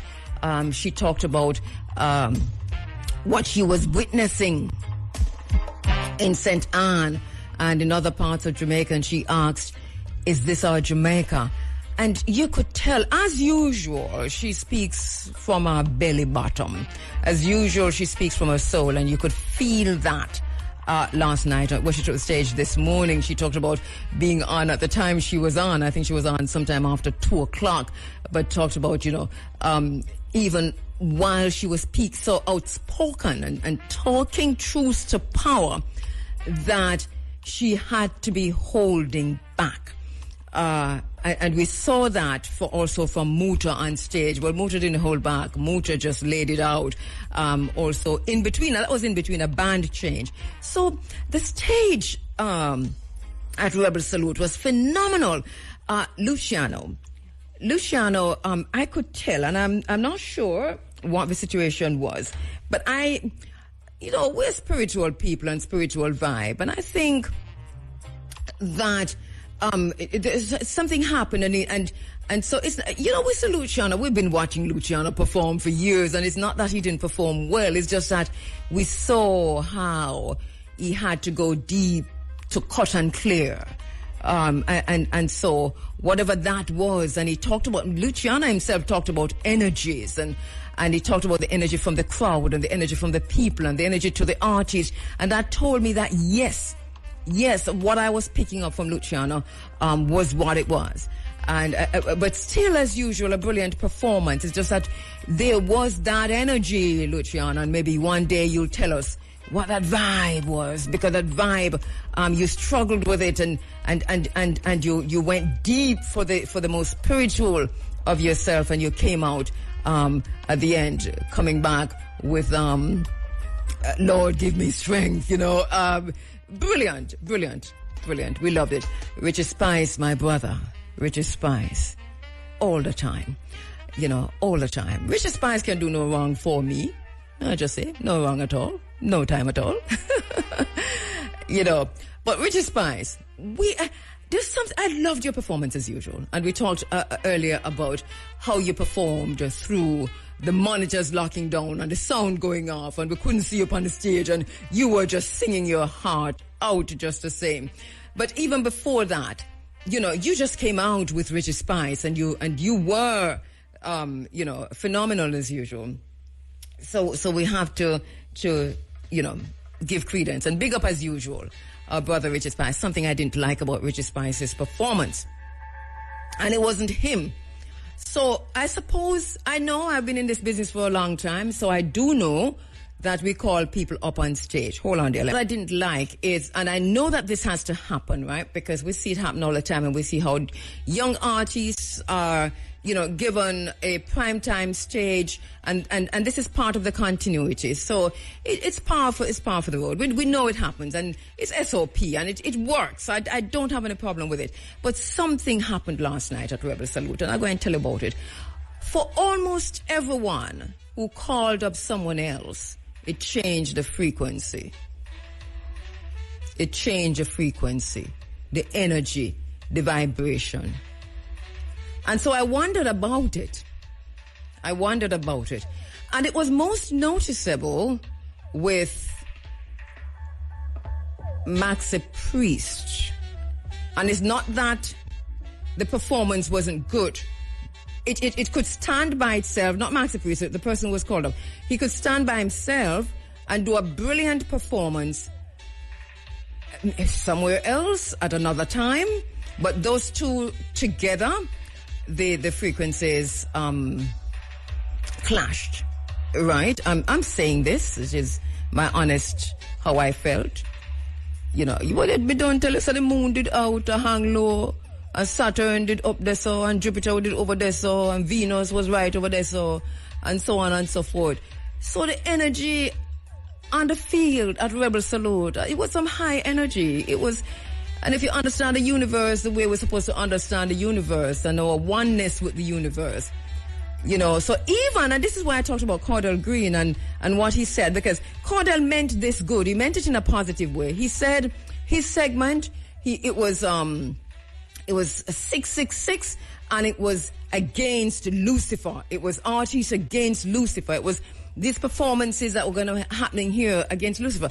Now, in that environment where the moon was hanging low, and Saturn did over there so, and Jupiter did up there so, and so on and so forth, and Mars was right over there so, and you could see the planetary alignment. I think Lucifer came because he heard his name. We could see, listen, because of where I was at the back, because, you know, I'm not the backstage because I can't have the egos, right? So I don't ever do backstage. I'm not a backstage person unless I'm working where I have to go, and the person who is backstage refused to come forward to be interviewed by me, and me are the only one who can do the interview. That's the only time I go backstage, and I don't care who, because it's the backstage thing there. That is a space for narcissism and psychopathy and sociopathy, and I can't manage them something there. my spirit can't manage them demons, them also, because me can't cast out nothing. So anyway, so I don't go backstage, right? I usually just chill at the back of the audience. And so I was chilling way at the back, you know, but I don't think 4 people were behind me, so I cannot take in everything. You see me? Now that I Shot the Sheriff cannot be played on the radio in Jamaica. Now, I didn't know that, right? I haven't played it in a long time, but I didn't know that. And if I'm thinking, I didn't have a long discussion with Muta and Nick about it, but if I'm thinking that it is because of violence, that they're saying that this is because of violence, if what I'm thinking is that, then all media houses owe themselves this one thing, which is to go to the Broadcasting Commission or to meet among themselves at the media owners level to have a conversation about how metaphors are used in music, and whether or not we're going to dash out all of the metaphor them, and is there a place for metaphors in Jamaican music? And is there a place for metaphors in Jamaican music on air, on radio, or television, or anywhere, for that matter? Because we knew a long time ago that I Shot the Sheriff wasn't about Bob Marley literally taking up a gun and shooting a sheriff, and that he had any plan to shoot the deputy. We know that they represent the sheriff. In the song is a metaphor. A metaphor the right term? Yeah, it's a metaphorical interpretation that we need for that. The sheriff, it represents oppression. And the deputy represent the innocent bystander. We know that. And it's not a literal shooting. So I don't know where this come from, or I don't know all of the lyrics of the song. So we're going to ban Bob Marley in Jamaica now, which in the name of everything that is good and holy and kind. Which part we're going to, how Muta, me get it right? I did not know this before. I heard it just now from Muta, and it is not sitting well with me. How can you say that you can't play I Shot the Sheriff, but I didn't shoot the deputy? Which part of that can't play? If we can't play that, then a whole heap of songs can't play on radio. A whole heap of songs. Because you can find metaphors. Let me tell you about African people, and especially those of us who come from the Bantu tribes, the ethnic group, the Bantu and the Igbos, because we there Jamaica. right? The Igbos and the Bantus. You see, our people, part of our culture, part of how we evolved, part of who we are, we talk in metaphors. You just listen to Jamaican people talk. We talk in metaphors. We have a metaphor for everything. That's how we talk. That's how we relate to each other. That is how we explain things to each other. That is how we write with poetry. That's how we write with songs.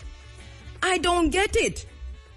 I don't get it. What kind of big stick policeman business this? And I wonder the extent to which a conversation has been had by media generally in Jamaica with the Broadcasting Commission about that, if this is true. And I don't expect Muta to tell me not know where sir. Muta knows what he's saying. He must have been told at some point that it's banned. But banned by who? And Cordell, is this a Broadcasting Commission policy now, where metaphors are chucked out with everything else? We know when bad man play a gunman song and a write gunman lyrics. We know that, and enough of them still a play on radio. What we're going to do about the metaphor them? We have a problem, and my problem still. But me see it as a problem. What are we going to do about the metaphors? Are you telling us that we can no longer sing or write or play or dance in metaphors? What kind of foolishness that? That makes no sense whatsoever.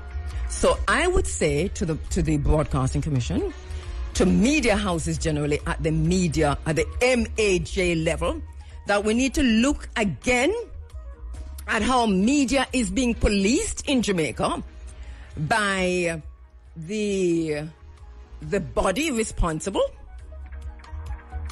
for issuing the license, the regulatory body, which is the Broadcasting Commission, which is attached to the Ministry of Information, I think it is. Yeah?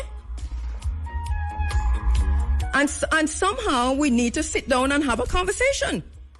And like how politicians love have junkets. What we call them something in Jamaica again? Them go to a hotel for a weekend and them sit down. Them set them go up on something.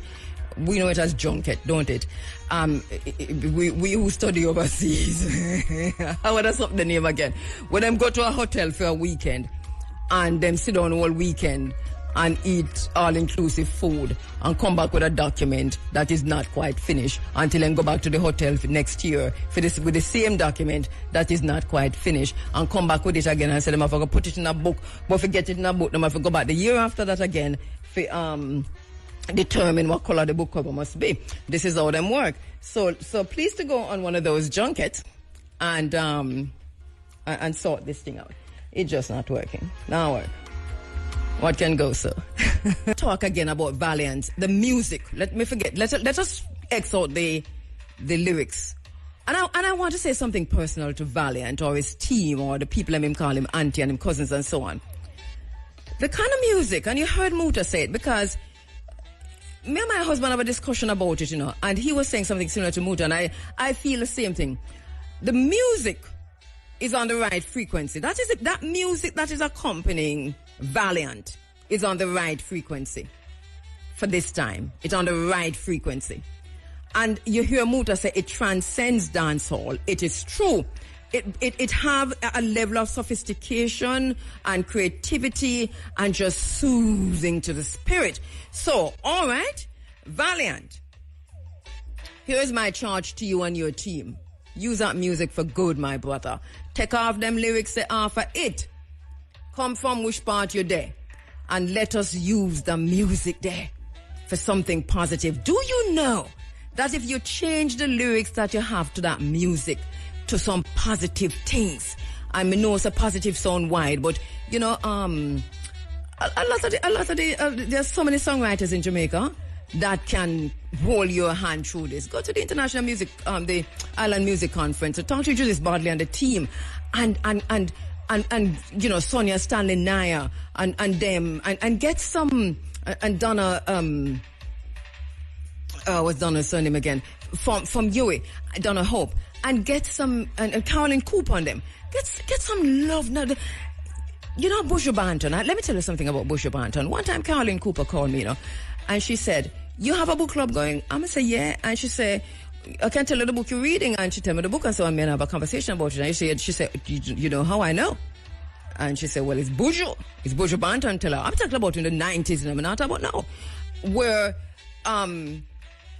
people like Buju Banton and Sizzler and them, and they've got a balance, because we see how the thing will work, but they've got a balance where you can draw for them on some different levels.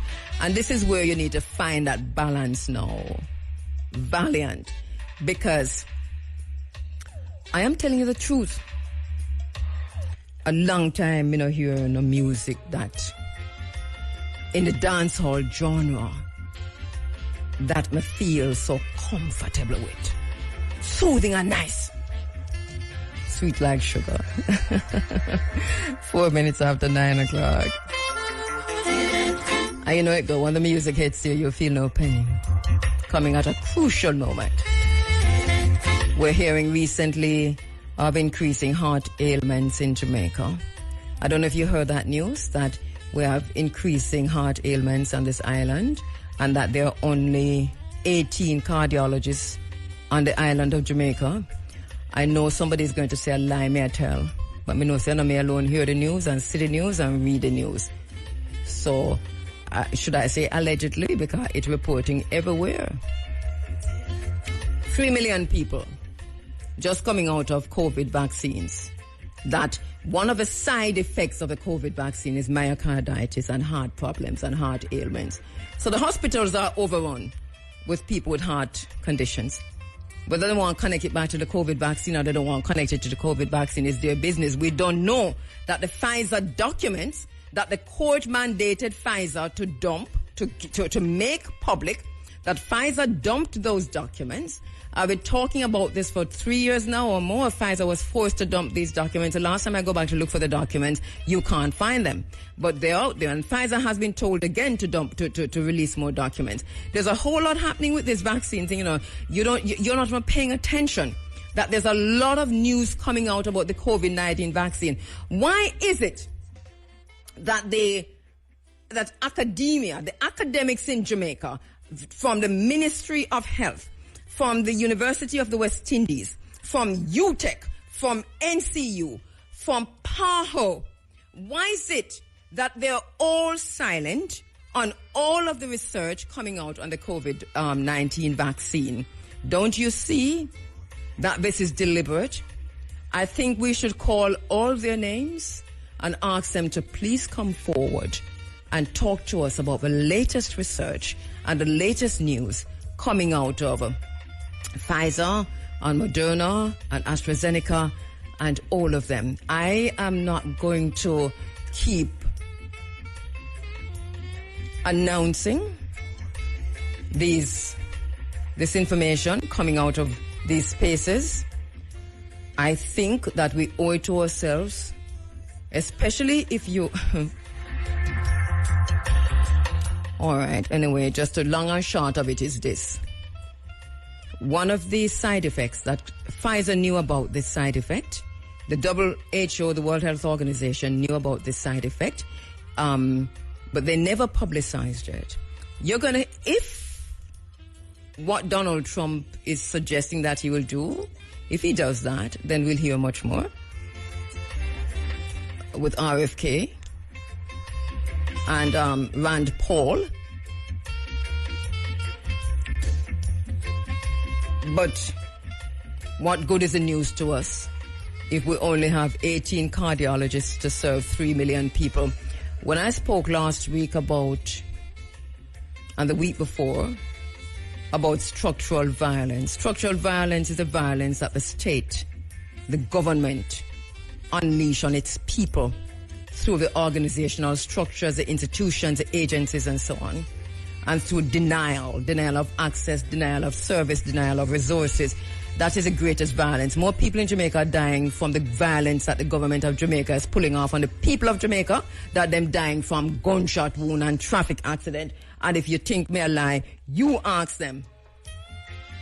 How many die sitting down on a chair, waiting for days in hospitals in Jamaica. People, I say that to me own two eyes, I not ask nobody nothing. People sit down on a chair for days, waiting for a bed. That is violence against a nation. That is violence against the people. They have normalized it. And the Minister of Health, you know, I'm going through a thing right now. And you see, I am high from the herb curb and from the coffee. But I am still very sane. I'm not a politician like Peter Tosh, but I suffer the consequences. I'm going through a thing right now where the financial system and the financial institutions have been weaponized against me.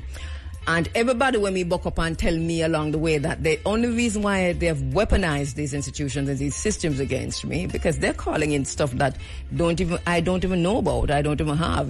They just decide to just throw everything at me. This is basically what I'm going through now, and I'm just telling you. But the bottom line to all of this is how they try to silence you. This is how they try to silence you. And so I know this because the people I have to deal with are the same people that I talk about in this space. It's a good question. It is a very good question. Is the media allowed to play Eric Clapton's version of I Shot the Sheriff or only Bob Marley's version? Because if you recall, Peter Tosh spoke about this song, and he himself, Peter Tosh, put it in perspective. Bob Marley, I can't remember reading or hearing anything from Bob Marley saying much about it, but I know Peter Tosh talked about why it was written at the time when it was written, and it was obviously written because of oppression and the oppressive forces in Jamaica, And so this is interesting that, the song is banned in Jamaica because, it kind of reminds me of Anthony B's Fire Upon Rome. The poor Paul and the sisters on Combe. Because there was a reason why Anthony B's song was banned in Jamaica. Because when you touch on toes, then it doesn't care. They don't care if you're Bob Marley, national icon to be, whatever that is, or Marley Marcus Messiah Garvey, who begging Joe Biden to pardon, like him do anything wrong. I like to say something about that. I do not agree with this thrust to ask for pardon for Marley Marcus Messiah Garvey, and the reason for that, Google the meaning of the word pardon. You pardon somebody who has done wrong and admitted that they've done wrong, and so that you grant them a pardon. Now, we know Marley didn't do anything wrong. So, and if you really want to make a difference to his record, then we don't even use the word exoneration. We talk about expunging the record. We don't even want to hear pardon or exoneration. We dash out them two words there. We say expunge the records of Marley Marcus Messiah Garvey. That means clean it, wipe it off, take off the lies off of you, book them. Otherwise, from that, allow the old man alone, make him retire in peace. I don't know where this come from all of a sudden. Who are you doing it for? Those who are behind this push to pardon Marley Marcus Messiah Garvey. This is not about Garvey. This is about you. You want the accolades for that. At whose expense? Marley expense. Marley Messiah Garvey don't need to be pardoned for anything. He didn't do anything wrong. And if you continue on this trajectory, all you're doing is sullying the name and the memory and the legacy of this great Jamaican Pan-African, African-centered Pan-African. Stop with it already. Unless you're saying, and we're not asking you, we're saying to you, expunge the records of Marley Marcus Messiah Garvey. It's simple. It's simple. Play a shabba rangs with no big. I want to go back to this point that Jamaica only has, according to numerous reports, 18 heart doctors, a cardiologist, to serve 3 million people. That is vulgar. That is a crime. That is a sin. That is wickedness. And we are quibbling and quabbling and fighting with each other about how much money this man did promise that the man And what seat pan which board, and whether or not another man going to come run in the constituency. You think that'll get we nowhere? That's not going to get us anywhere. One thing we know, that on both sides of the hall in the synagogue of Satan, which is the parliament of Jamaica, because remember, I know we're in Revelation time right now. They do promise each other seats on boards. Why do you think the boards then pack up with them political operatives, whoever in power? Why do you think entire boards resign when a new party comes in power? The first time me find that out as a child, when my father tell me that the entire National Water Commission board resigned because our next party win, I was very confused. And my father have to take the Gleaner and read the Gleaner something to me and explain to me why it happens. I couldn't have been more than about 10. Me couldn't figure it out. Long after me, I said, that Papa did mean. So they've been doing this from Wapi Kill Philomena and a Philip now.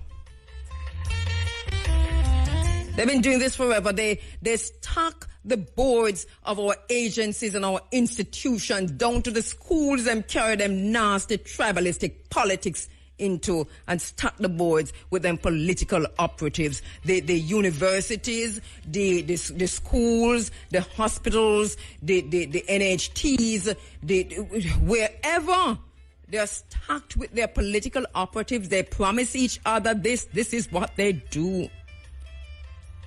What Mr. Lawrence Rowe has made public was already known. Stop with it already, like you never know. And whether or not 15 million was promised to him, yes or no, we know so that happened too. Do you understand the point I'm making? On both sides of the fence. Stop going like you never know. What is the reason for this? What is the reason for this big hoopla hula loop about all of this? It is wrong. It is corruption. It is nastiness. It is vulgar. But when you don't listen to the radio and discuss it and thank God say it happened on that side, do you have a nutritious meal to go home to? Can you send your children to school? If you're sick and you go to the hospital, will you get a bed in time? Do you have to wait 3 weeks in line just to see a doctor who wasn't there? Jamaica is a morbid country. Jamaica is a traumatized country. Jamaica has a mental health, and I'm not saying this mother has a mental health situation, but there is something called postpartum depression. And if a young mother has 4 children going into her 5 and she's just in her 20, she must have a conversation. The system must be set in such a way that that mother should be going through a pathway that leads her to counseling for postpartum depression. But we do not care about each other. All we care about is the concrete that we're putting up and the tar that we're laying down. Now, make me tell you something. It better we did a drive on the rough road than what we used to drive on in the 80s when the tar never touch. You remember them road there? When we somewhere walk barefoot go to school. No tar never touch them road there. But we stop a road and pick orange. And I'm not saying go back to that day, you know. You can't even find orange tree now. I'm just saying we'd be better off if we never lay no tar upon the road and we never put up no concrete structure, but we were taking care of each other. First, let us build our communities. First, let us deal with our healthcare system. First, let us deal with our mental health. First, let us deal with our health. First, let us deal with our families. First, let us deal with our kindergarten children. First, let us build a community before we start building them monstrosities that you're building and talking about. It is modern architecture where everything concrete from the floor to the roof. And come tell me about sustainable this and sustainable that. I'm not modern about them because these houses are in all of North Africa. They've been there forever, long before time and within time and around time. But we suddenly discover them and everybody roof concrete. And everybody's into real estate.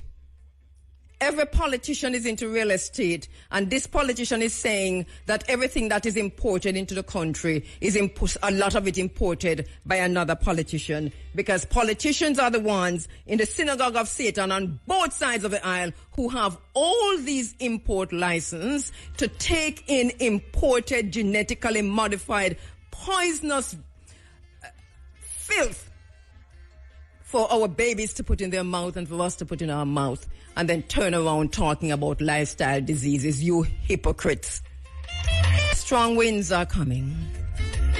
What the wind god name again? Because we say Shango. What the wind god name? I've been challenged on this many times by many people. I stand my ground. We're moving into technocracy. Take care of your children, take care of yourself, take care of your community. Farming is the key. Agriculture is the culture that we need to spend a lot of time on now, along with our culture, African culture, right up there with agriculture. We're going to get it right. It can't be that we see ourselves emulating those who mean us no good. What? I mean, why we buy into this idea that we need to build some concrete structure and turn the tomato them upside down and grow them upon some other concrete and steel and them something there? And where we get that something there from? We don't need that, Zaya. We don't need that. And why everything have to be GMO?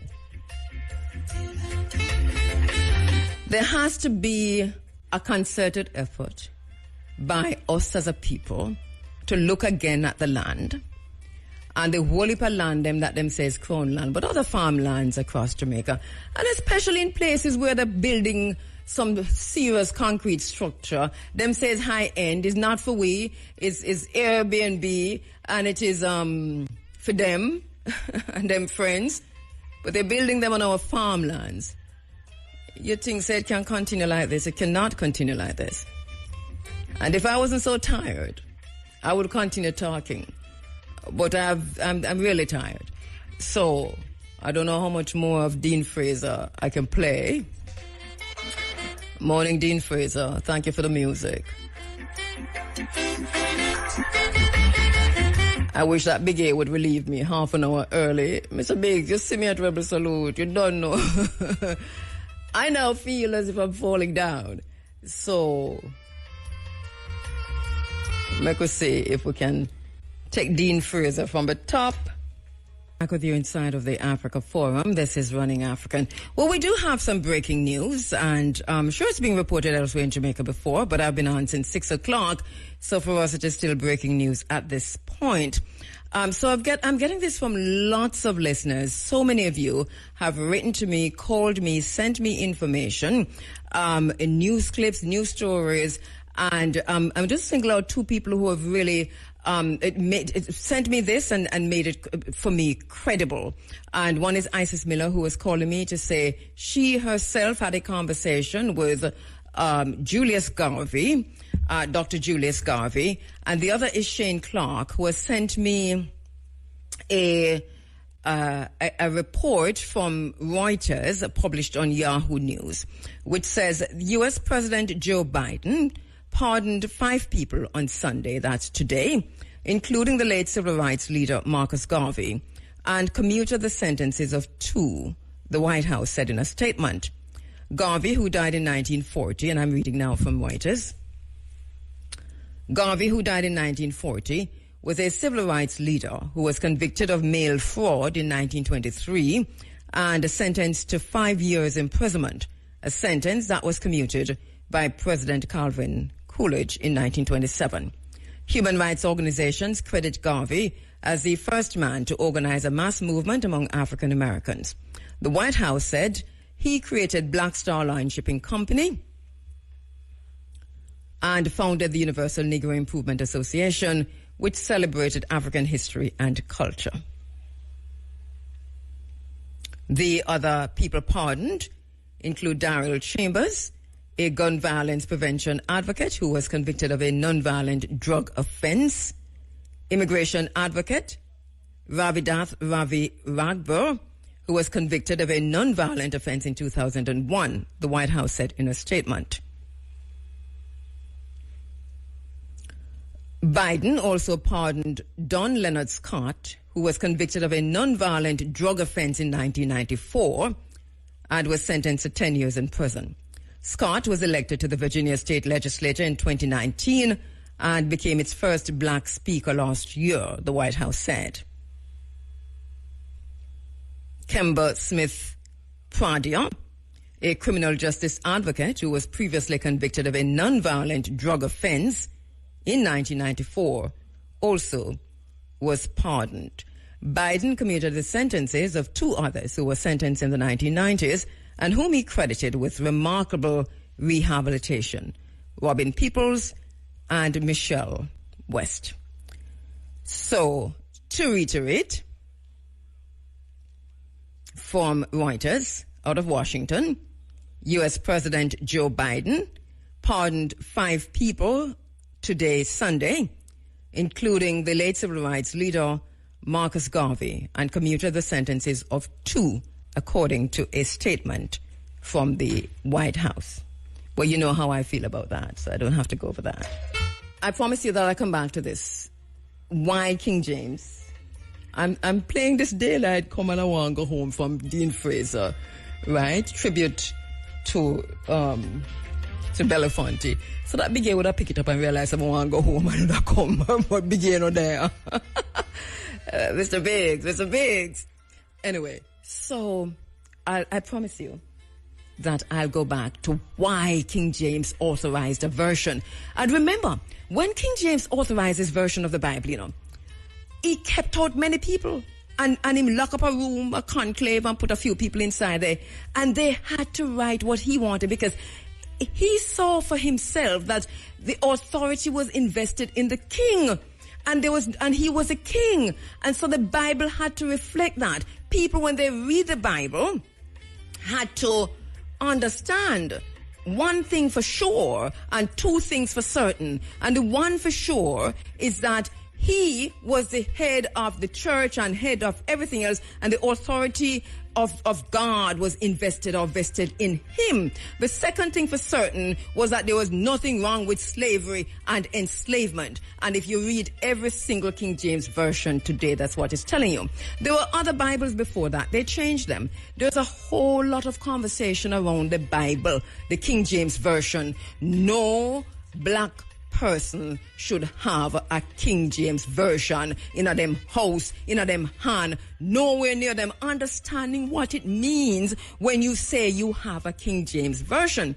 There are other ways to read the Bible, to understand the Word of God, if this is how you look at it, to understand what God wanted for you, if this is how you vision and envision God.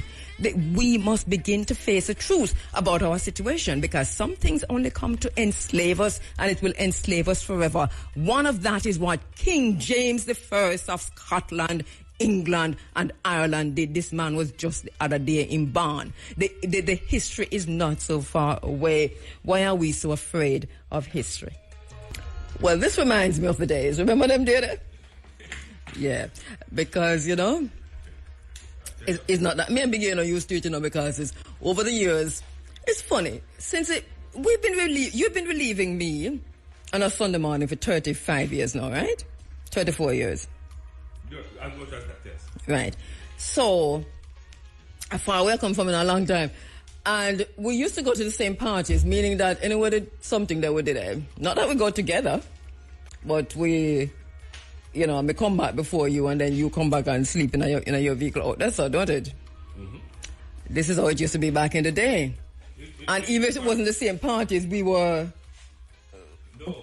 we used to party hard, don't it? Grab the mic, eh? It's been a little better now, because remember... Rebel Salute used to be in St. Elizabeth. That is what I'm thinking now. Right? And yes. And we used to be on the road. Yes. That used to be the deal. Yes. And, you know, we must thank the Most High for journeying mercies. You know, Big A, sometimes I used to drive myself. I wonder how me used to drive myself on St. Elizabeth to that stick shift. No, that was stick shift, you know. I mean, gear carrying. But we can only do gear 1, 2, and 3. No, man. Well... Slight exaggeration. It was a thing. And No. St. Elizabeth and here, so. No. And then at Brooks Park, we used to... Brooks Park then. Well, Fairs Entertainment is which part? It was here. Fairs to Brooks to... Right. Whatever the complex is in St. Elizabeth. Right. Rebel a long time in a Rebel. A long time in a Rebel. We were for the Fairs, Brooks. Which part does it go after Brooks? Okay. Fairs and Brooks. Yeah, and then St. Elizabeth. And then St. Louis. And then... Malco or Al Park, whatever the St. True. And then finally here in St. Anne. And it's a long time in beginning of bleach. No, I'm not talking for myself. A long time in a bleach like this. So, anyway, here we are. What you thought of the show? Well, we had a good discussion with Muta and so on, and Nick and Ras Jomo this morning, just looking at it. But your perspective, overall perspective, Reggae, quickly. Grab the microphone, man. Cause it's like on my foot this one. While Reggae is doing that, so I see the local papers are now reporting on the so-called pardon, posthumously, of Morley Marcus Messiah Garvey. We still say expunge the records of Garvey. But so Biden has gone ahead and pardoned. And I bet you the news is, and everybody in Jamaica are going to be jumping, well, most people going to be jumping all over this to say, pardon. Well, pardon me, expunge his records.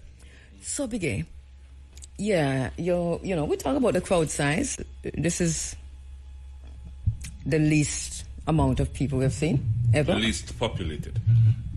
Populated is good. Yeah. That's a good word. Yeah, the least populated.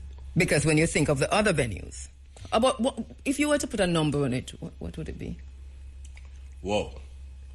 It would be unfair for me to say that because I didn't get a chance to get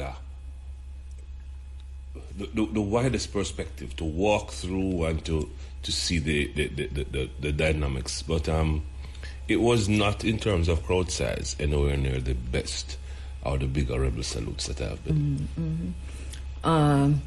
Overall, the music, what time did you come? Did you get there? Before we did.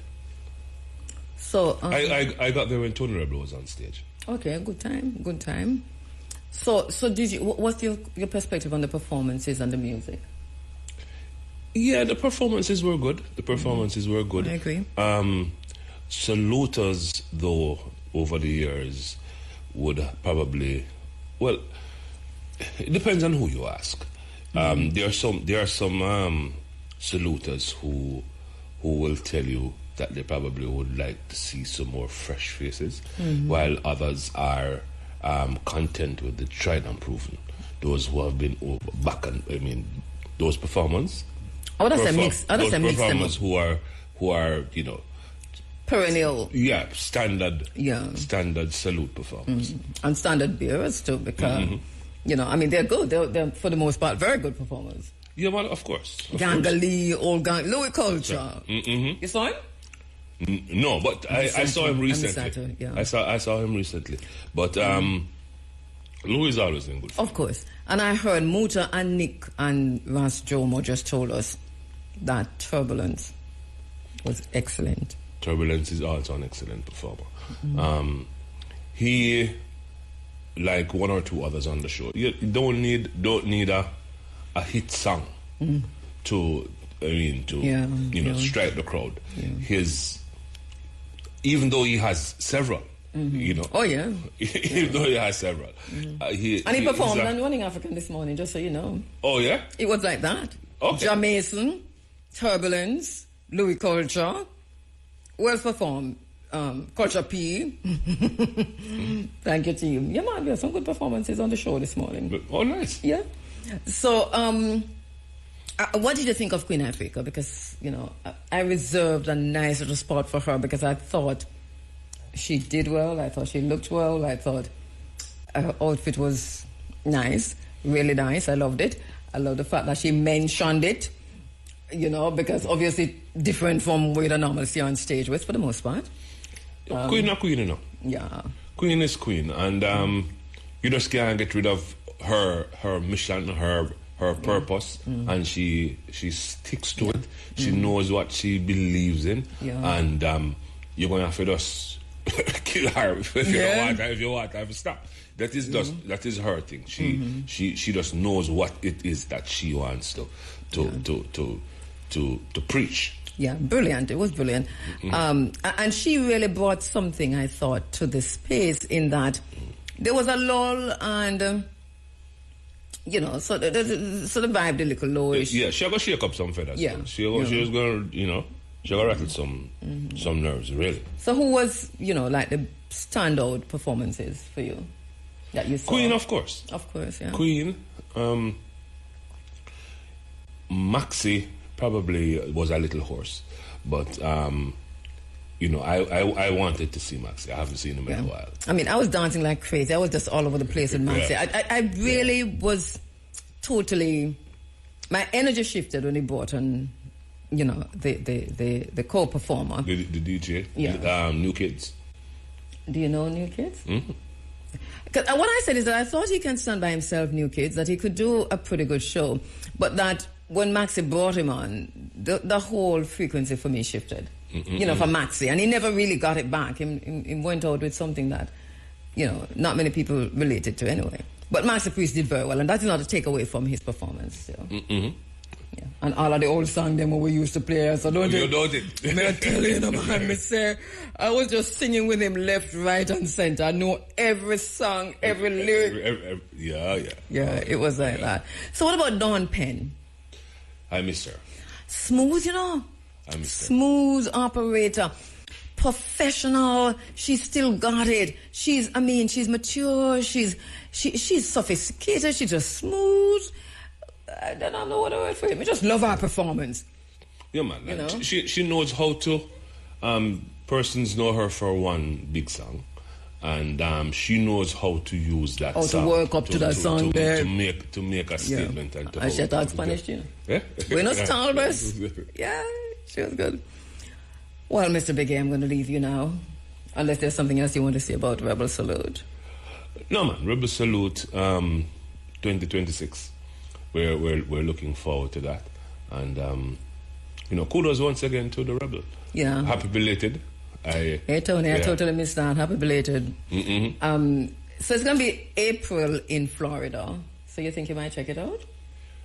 I could. Yeah. I could. Well, Tony, you're never going to invite me. Yeah? I could. If I'm invited, I certainly will be there. Tony, I look by the way. If I don't get an invitation, I can't make it. Me just say. Anyway, but I know. I mean, it's like Muta, and I know we've had this discussion before that. And even though I didn't get a chance to listen to the interview you did with him on Monday last, was it Monday? Mm-hmm. That spoke to some of these things. I know you two are optimistic that taking it overseas is a good thing to do. It's a good next step. It is. It is. I jokingly said to Tony that it is the mountain going to Muhammad. Right, there you go. We'll leave it at that. Lalibela, good work. Mr. Big A, so I've been playing a song for you all day, and you just have come, but I can't even find it back to come out with. Oh, goodness. Belafonte thing. Dean Fraser. So Big A there, I'm gone. See you next week.